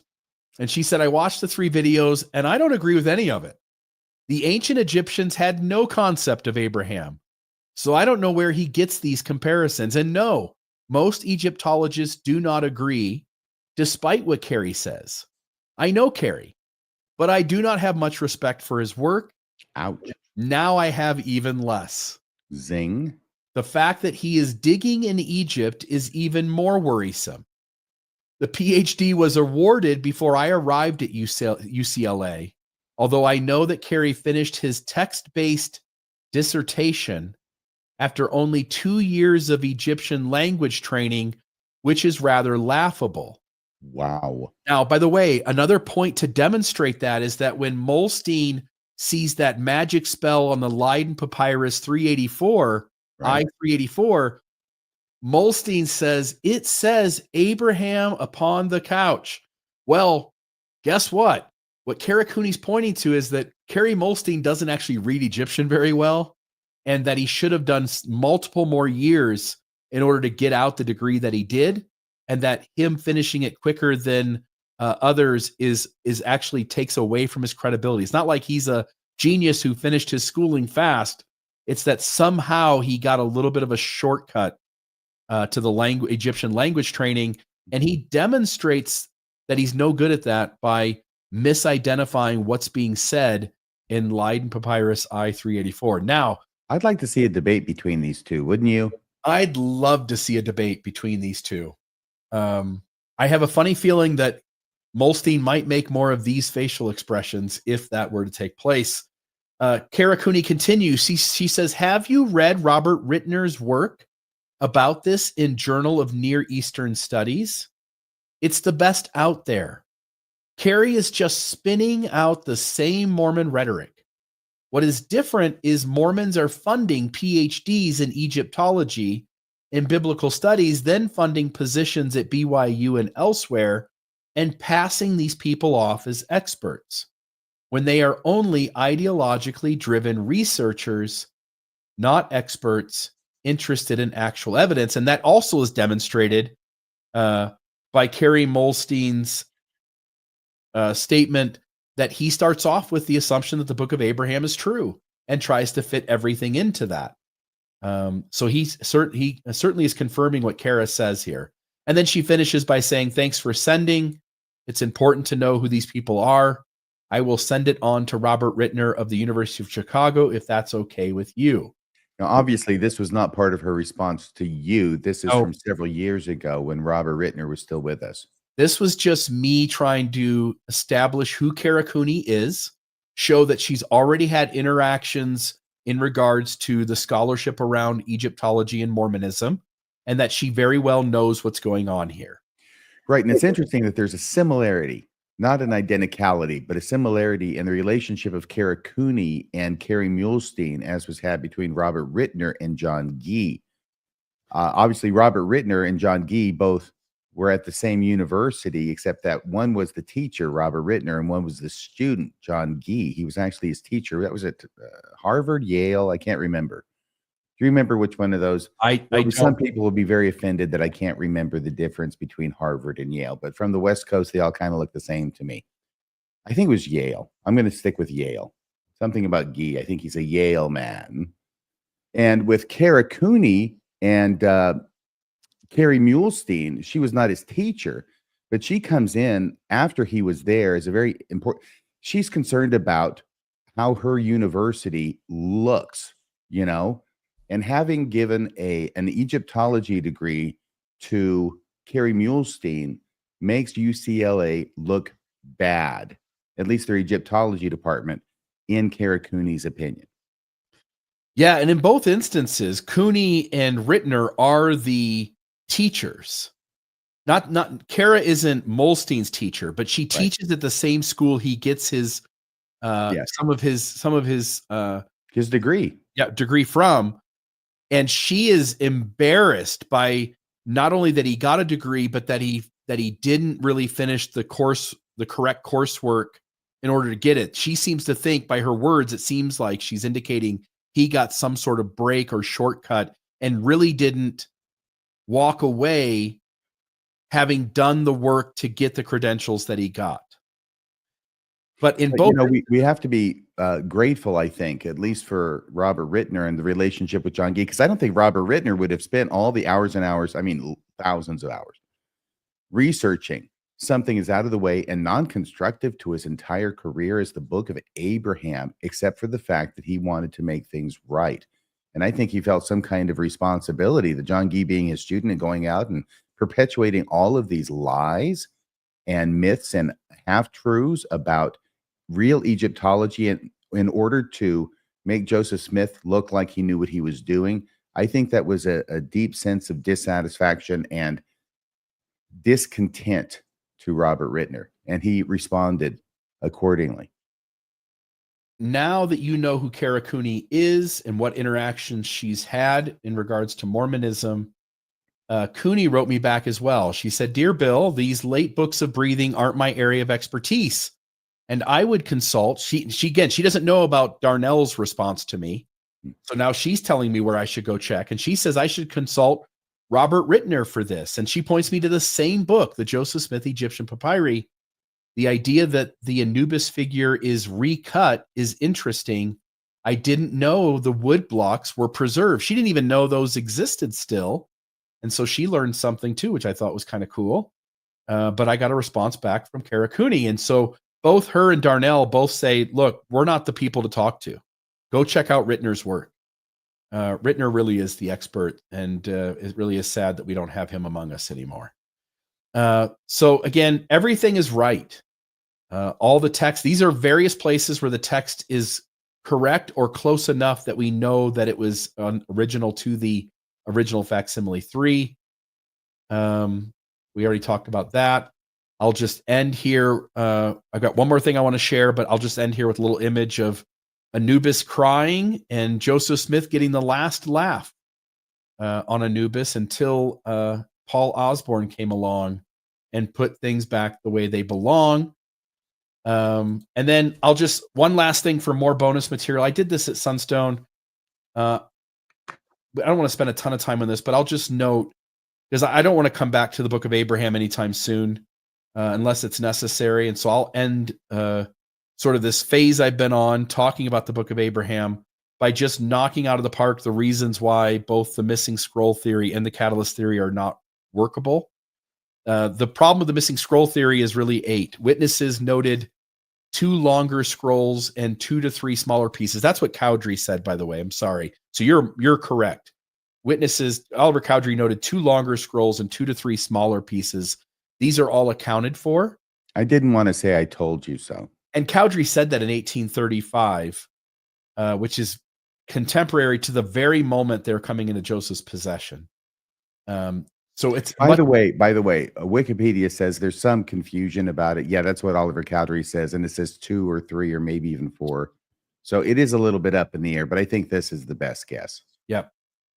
And while Nibley talked to his father Preston, who talked to Joseph Fielding Smith, who remembers Joseph F. Smith, that is the telephone game with no real source.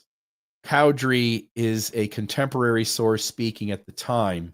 And so in the world of how do we figure out what's accurate and not accurate, this would be a testimonial that would be much more taken seriously.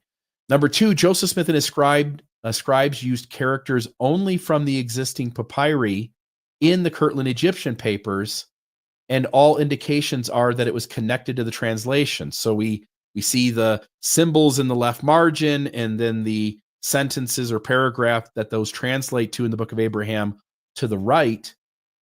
And all indications are that it is connected to the translation, despite claiming that the Book of Abraham came from a missing document never represented within the KEP. And I think this is an important point. So not only, according to the missing scroll theory, not only is the wrong papyri being worked with by the scribes, but the correct papyri, the missing portion, never has any of its symbols make their way into the Kirtland Egyptian grammar and alphabet, which is also another strange. So it's not only what is there isn't the Book of Abraham, but also strangely, the Book of Abraham is not present on the Kirtland Egyptian papers, the KEP, or the Kirtland alphabet and Egyptian alphabet and grammar. Okay, next. Every witness statement only speaks to the collection that is in existence. All indicators, number 4, all indications of translation are connected to the Egyptian documents we do have.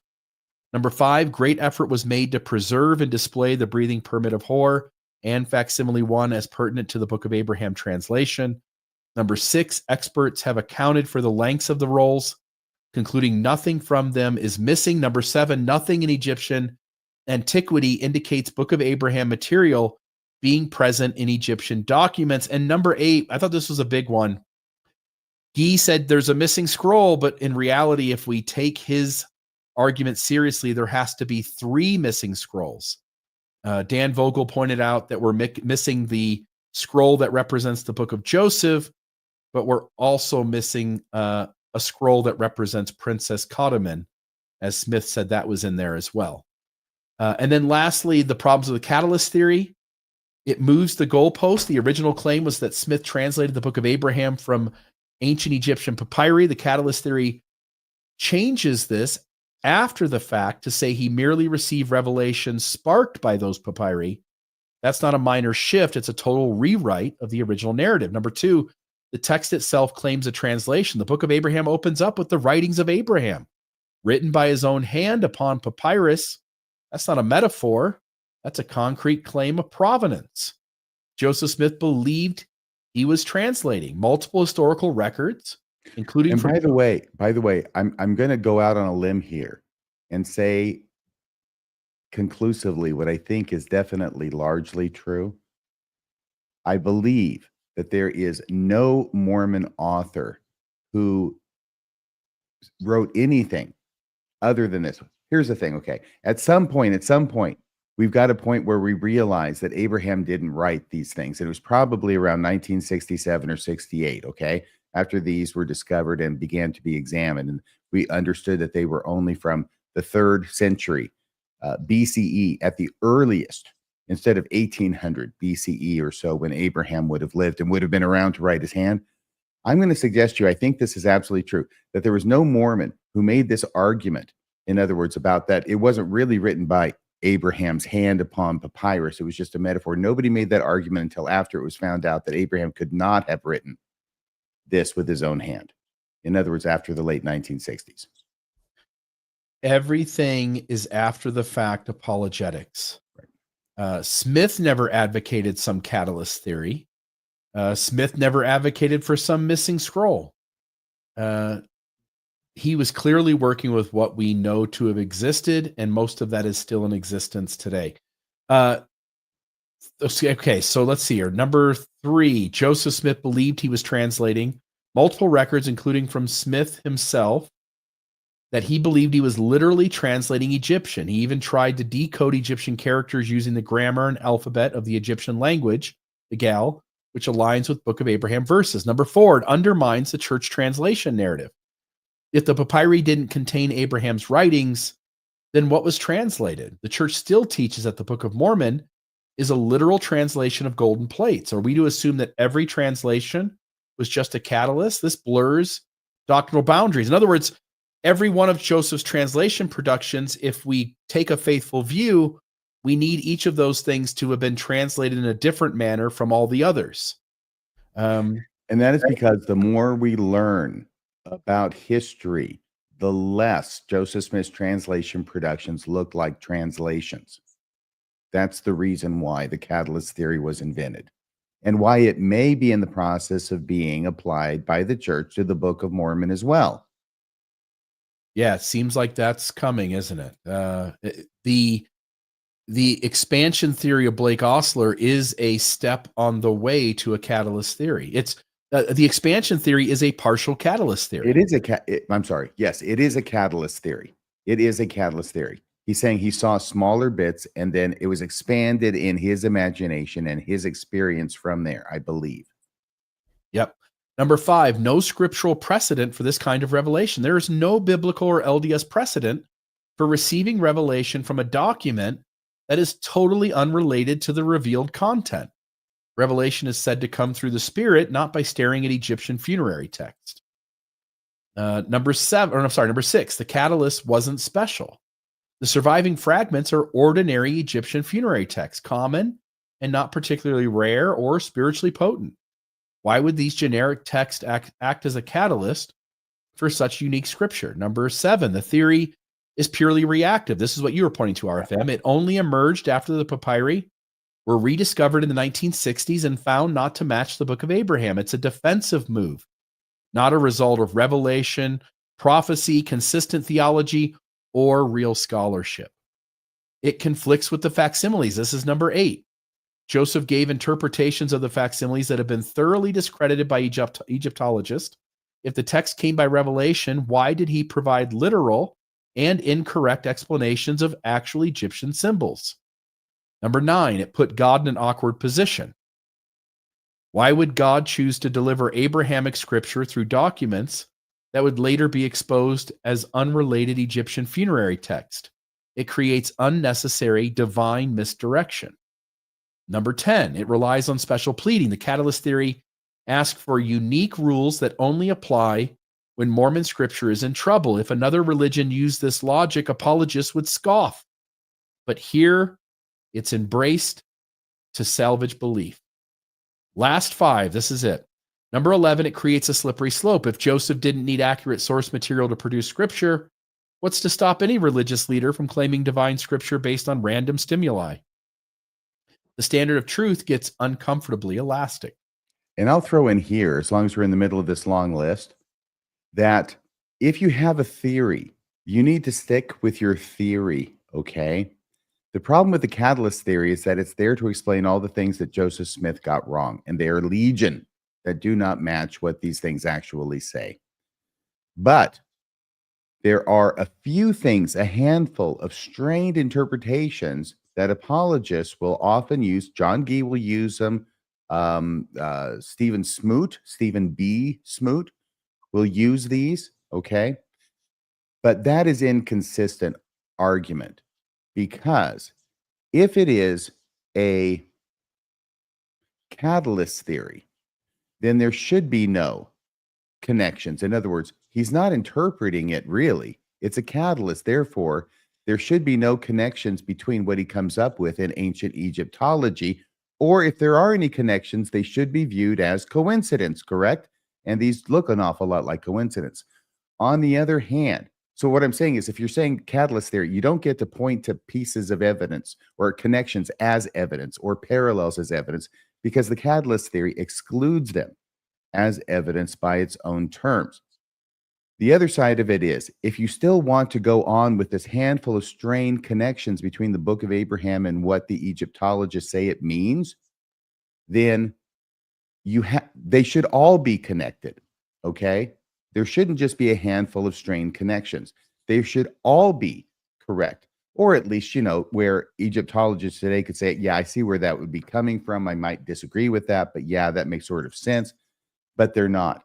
This looks like something that was attempted by Joseph Smith out of his own mind, and now people are scrambling around trying to justify it. So all I'm saying is, if you're going to be a catalyst theorist, you've got to be a catalyst theorist. You can't try and find connections to support the Book of Abraham, because that's already been ruled out by your theory of choice. And if you think there's a missing scroll theory, then you don't get to appeal to the catalyst theory for all the things that Joseph Smith got wrong. You are correct, sir. Number 12, it disconnects the book from historical Abraham. The entire point of the Book of Abraham was to give insight into the life and teachings of actual Abraham. If it's just inspired fiction, then what do we really gain? It becomes theological fan fiction. Number 13, there's no evidence Joseph framed it this way. Joseph never said, I'm not translating, I'm receiving revelation sparked by this papyri. His own writings and those of his contemporaries always frame the process as a literal translation. That's because he didn't know what he was doing. And that's actually what the apologists say. Yeah, we're in agreement there.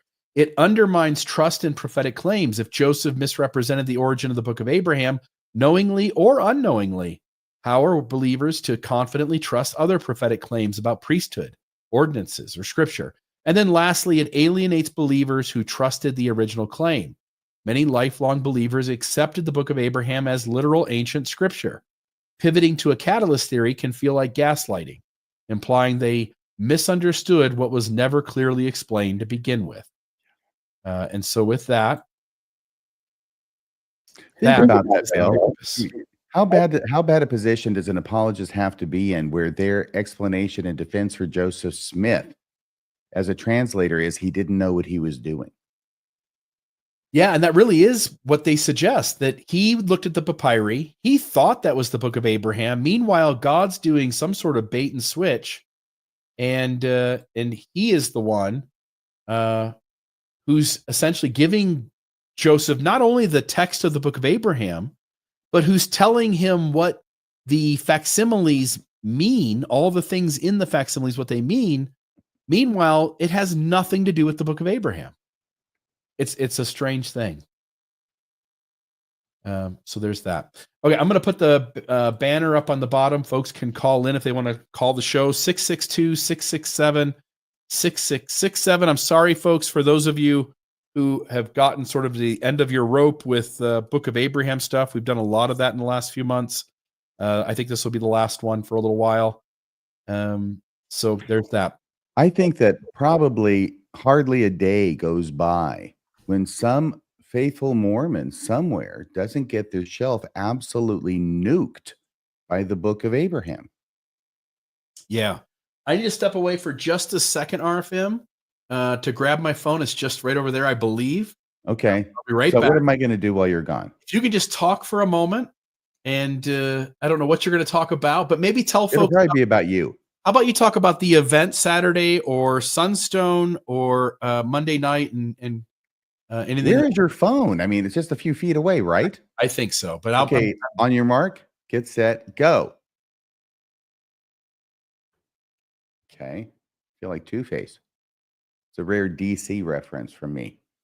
Anyway, what I want to say is about Robert Rittner, because every time his name comes up, I want to say to him, though I can't say it to him, I'm saying it about him to you, that he is not forgotten. He will not be forgotten. Because that was his great fear that he expressed to me when he was getting so much bad medical news. And it looked like his demise was imminent, that he told me that he was worried that he would be forgotten. He didn't say, I'm worried. I says, I don't want to be forgotten. Will I be forgotten? And I told him no. I said, look, I don't really know a lot about your entire career and all the really important stuff you've done in Egyptology. I just know about the interface with Mormonism.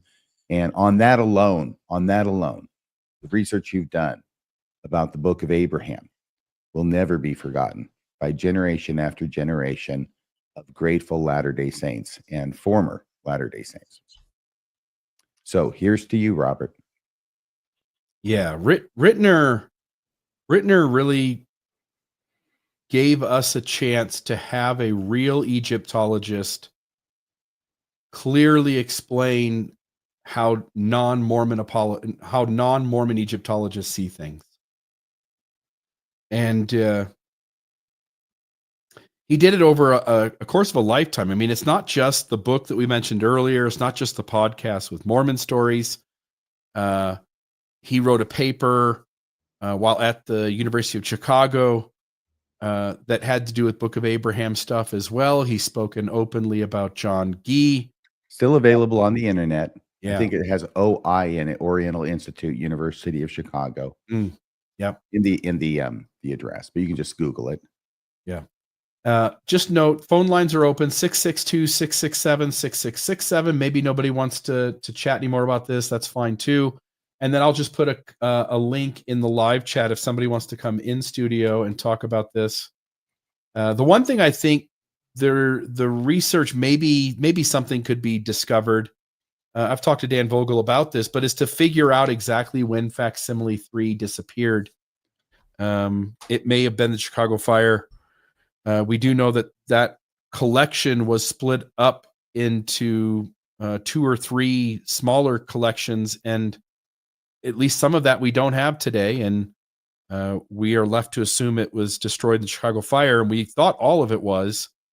So we are lucky to have what we do have today from the Joseph Smith translation of the Book of Abraham and the other papyri pieces that went with it. And we're also lucky that Joseph Smith and early Mormons were really big on record keeping, that we have a reproduction of the hypocephalus as it looked in Joseph Smith's day, that we have facsimile 3 and facsimile 1 in the, at least in the condition that we have them in, 1 being the actual papyri and facsimile 3 being the reproduction that's in the Book of Abraham.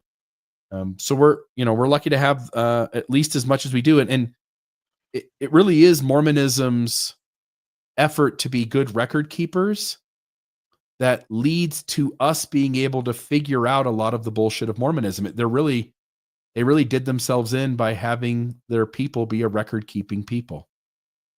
Yeah, and it's wonderful for us because we get to find out all these wonderful and exciting things. By the way, it did used to be OI. I think they changed the name at the University of Chicago from the Oriental Institute OI to the Institute for the Study of Ancient Cultures.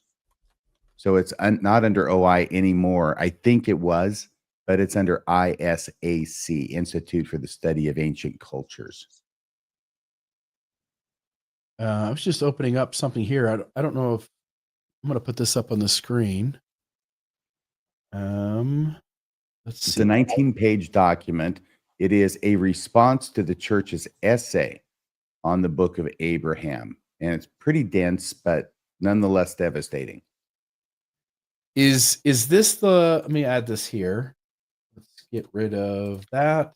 I should be able to put this up here. Is this the one you're talking about? Because I'm thinking of a different one. I'm going to just look it up. No. So there is that. No, I think that's specific. I don't know exactly what that is, but I will tell you that, I'm going to try and use what you have taught me. Oh, here's this one. I think this might be the one. This might be the one I'm thinking of anyway. How does it start? What's the first sentence? The recent web posting? Joseph Smith, Egyptian Papyri, a complete edition. Well, that's just the announcement of the book. That's not the one. Yeah, let me try this, okay? Oh, maybe it's this one. Yeah, this is the one you're talking about. Right here. Got it. And I was just getting ready to present on the screen. I'm sorry, Mr. RFM.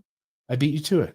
You did. There it is. Going everywhere else first. Recent web posting. Yeah, so this is translation and historicity of the Book of Abraham, a response.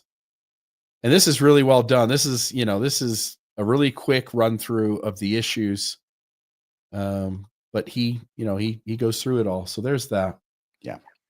All right. I don't have any calls in the queue. There's nobody. No calls? Really? Nope. So that's okay. I kind of think at this point that people in our audience who have watched our show week in and week out, they know this stuff like the back of their hand. But I did want to make sure that I presented this at Sunstone, and I wanted to make sure that the Snout of Anubis and all of that reasoning for why we think those things, why Paul Osborne came to that conclusion, was on the internet and available for people to find forever. So there it is. Are you going to look below before you? Oh, I now see a person. There's a Matthew. Matthew, how are you? Good thing I looked down. Otherwise, we just would have signed off. Matthew, how are you doing? I can't hear you, Matthew. Can you on maybe your sound or something? I'm so happy to hear that said to someone other than myself. You're muted, Matthew. It's not on our end. It's either you have the wrong mic assigned or something. What about now? They're all perfect. Yeah. Okay. Sounds good. I said thank you for looking down, RFM. I appreciate it. All right, Matthew. Matthew, to the show. Yeah, I had to call in. I just really quick. I just 3 thoughts go through my head. It was an awesome episode, by the way. So thank you for doing it. But something Bill said, he's like, I just want to get this out of the way. And he responds to all these offshoot like ideas. What about and the things. catalyst theory and the 15-point thing? Oh, yeah, all that. And Yeah. it's funny how he's like, I'm just getting this out of the way. Kind of like, Right. but it kind of got me thinking, like, I feel like as people who've left the church, we kind of, at least for me, and maybe you guys can relate to this, it's like this is kind of like an old issue, or this isn't like a big deal to us. And like kind of the vibe I got off from Bill was, all right, I'm just gonna get through this. I'm gonna don't beat a dead horse. I don't want to come back to this. And it got me thinking. I remember that there was a survey that had gone out that asked ex-Mormons, why did you leave? Why'd you leave? Mhm. Right. And look at Abraham's like number 2 or 3, I'm pretty sure. Yeah, it's way up there toward the top with the bullet. Yeah, so I think it's good for me to remind myself, like, oh no, this is an important issue. Like, this is an issue that, as you said, this takes, I don't know, what was the wording you used? It seems like every other day a Mormon's faith in the book of Abraham gets demolished or something. Oh yeah. But yeah, so I also think that, I mean, there's that. It is actually potent towards Mormonism. And then I think that it gets overlooked not only by us, but also by members. Like, I remember like talking about it with close family, and they might have heard of polygamy, they might have heard of the priesthood ban, but like none of them have ever seemed to have heard about this book of Abraham thing. And it just seems so interesting to me how it's like, it's almost in the back of my mind, and yet it's at the forefront of a lot of people's deconversions. So I don't know. It was interesting to me to hear kind of that.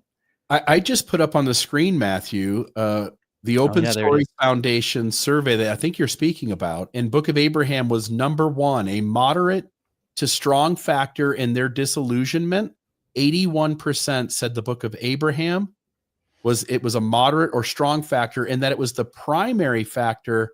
It was tied with polygamy. So it's like third on the list in terms of moderate to strong factor. Mhm. Blacks in the priesthood was number 1. Polygamy and polyandry was number 2.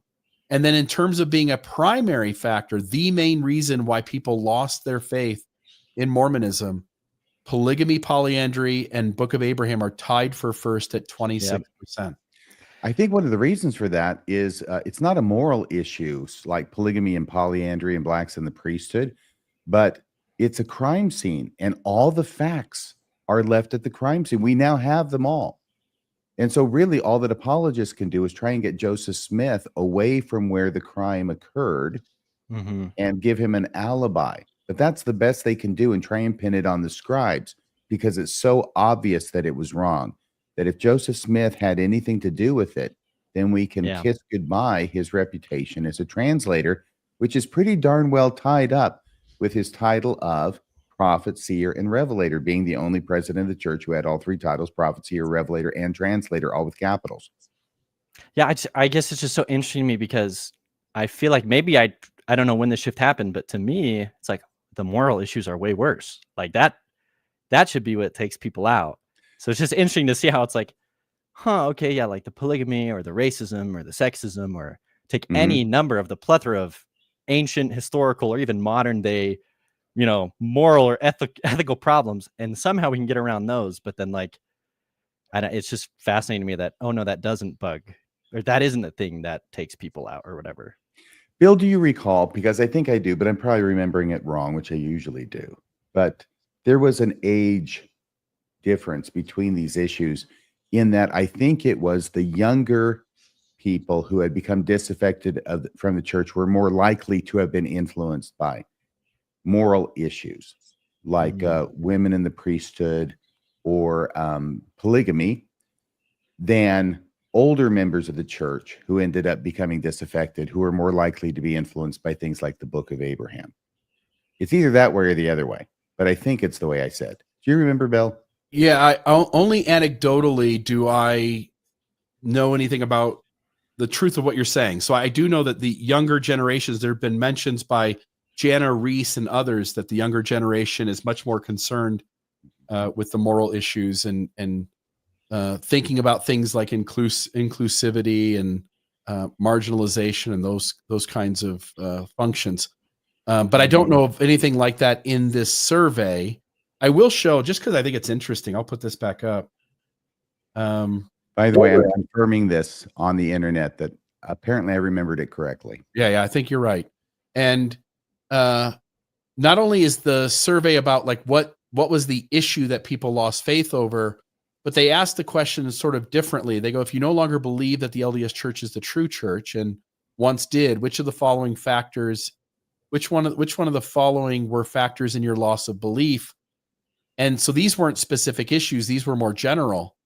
But I lost my faith in Joseph Smith, 81%. Again, moderate to strong factor or primary factor. The primary factor was I lost my faith in Joseph Smith. I studied church history and lost my belief. I ceased to believe in the church's doctrine or theology. I lost faith in the Book of Mormon.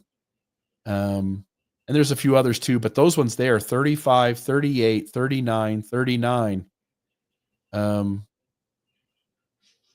Anyway, I thought that was least interesting. For sure. John did a great job of getting that data, and it ended up finding its way into leaders' hands. Terrell Givens and Marlon Jensen helped to ensure that, and it got its way into Dieter Uchtdorf's hands, and that happened just before he gave his talk back in, I don't know what year it was, but where he talked about that people in the church had made mistakes and that those who leave, it's not a simple thing. 2013 or so, I think. Yeah. I'll check it out. By the way, Matthew, I wanted to ask you, how old are you? You look young. I'm 27. 27. Okay. So how do those stats track with your experience and what you find most concerning? It's a hard question because what took me out of the church and what I find most concerning are two different things. Yeah, I'm actually ashamed. I'm embarrassed to say that the church had to be proven wrong on 4 or 5 different fronts before I actually felt comfortable stepping away. And the thing that did me in was actually biblical scholarship. It was David Bokovoy. I remember the day I lost my faith. I watched the Mormon stories of David Bokovoy breaking down Deutero, Isaiah. And it broke me down because he breaks down, it's his Mormon story. So he starts it off with his story and he talks about his gay daughter, I believe.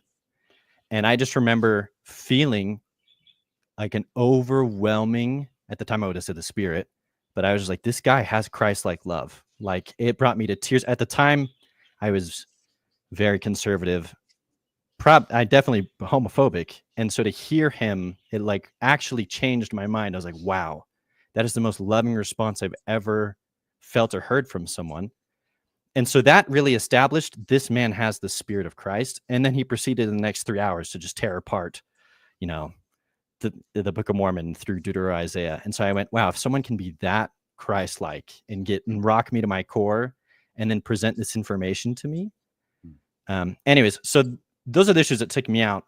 Currently, I'm most upset about. It was almost like both happened at the same time, where you have the social issue and the historical issue.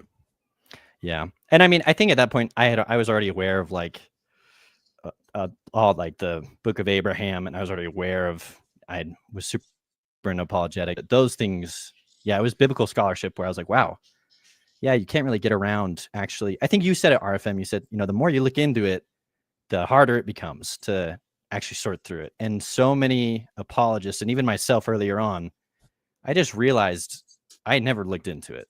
Because if you actually look into it, you don't come out on the other side being like, oh no, okay, I'm edified and this makes sense. Like, I don't know. For me, that's a common theme of like, yeah, it turns out the more I look into things, the more things fall apart. So the more you look into the abyss, the more it looks back.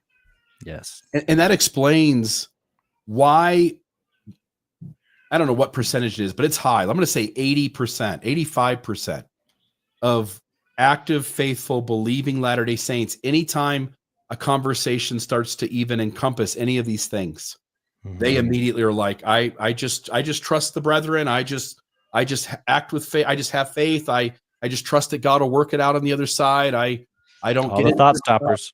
Yeah. Anyways. Yeah, Robin Jensen as well. But anyway, Willy Wonka's Amazing Thought Stoppers. We should have a new line of candy, I think. I like it. Well, thanks, guys. I'll hop off, but I really just thank you for retouching these old subjects. I know sometimes it feels like beating a dead horse, and sometimes you just want to get over. Just okay, let me get through it all. But like, Yeah. it was a good reminder for me to be like, you know, these small issues should be enough. Like that should be enough to take someone out. I shouldn't have to get involved in social issues and biblical scholarship and yada yada yada before I leave. So, anyways, thank you Well, guys. I'm always up for beating a dead jackal. That's right. Take it easy. He's the god of the dead, so it's like funny on multiple levels. Yeah. Yeah. The only face Joseph Smith didn't save was his own and potentially Anubis's, I guess. So, Yes.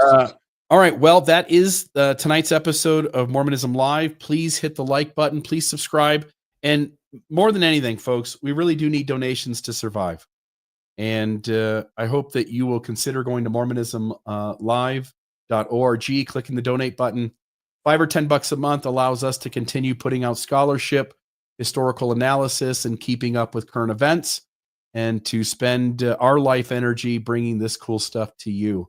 So please do that. Radio Free Mormon, thank you so much for being a part of tonight's show with me. You're welcome. It was touch and go. I went against my doctor's orders and came down to the show anyway. By the way, next week we do have scheduled someone really, really special, Lauren Matthias. Ooh, look at that. Scheduled to be on the show, who will speak for an hour and a half, you know, as long as she wants, frankly, about the most exciting, chilling, thrilling cases she's covered, and maybe even kind of the funniest things that have happened behind the scenes.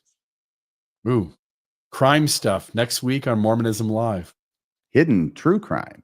Hidden true crime. Look at that. Love it. Folks, tune in next week. Also, check us out Friday, Mormonism After Dark at 8 p.m. and Monday for the Mormon Newscast at 6 p.m. We try to visit with you multiple times a week to keep you in the loop. And we very much appreciate you watching tonight and your support. So thank you. Have a great night, everybody. Take it easy, RFM. Thank you. Good night, everybody. Bye-bye.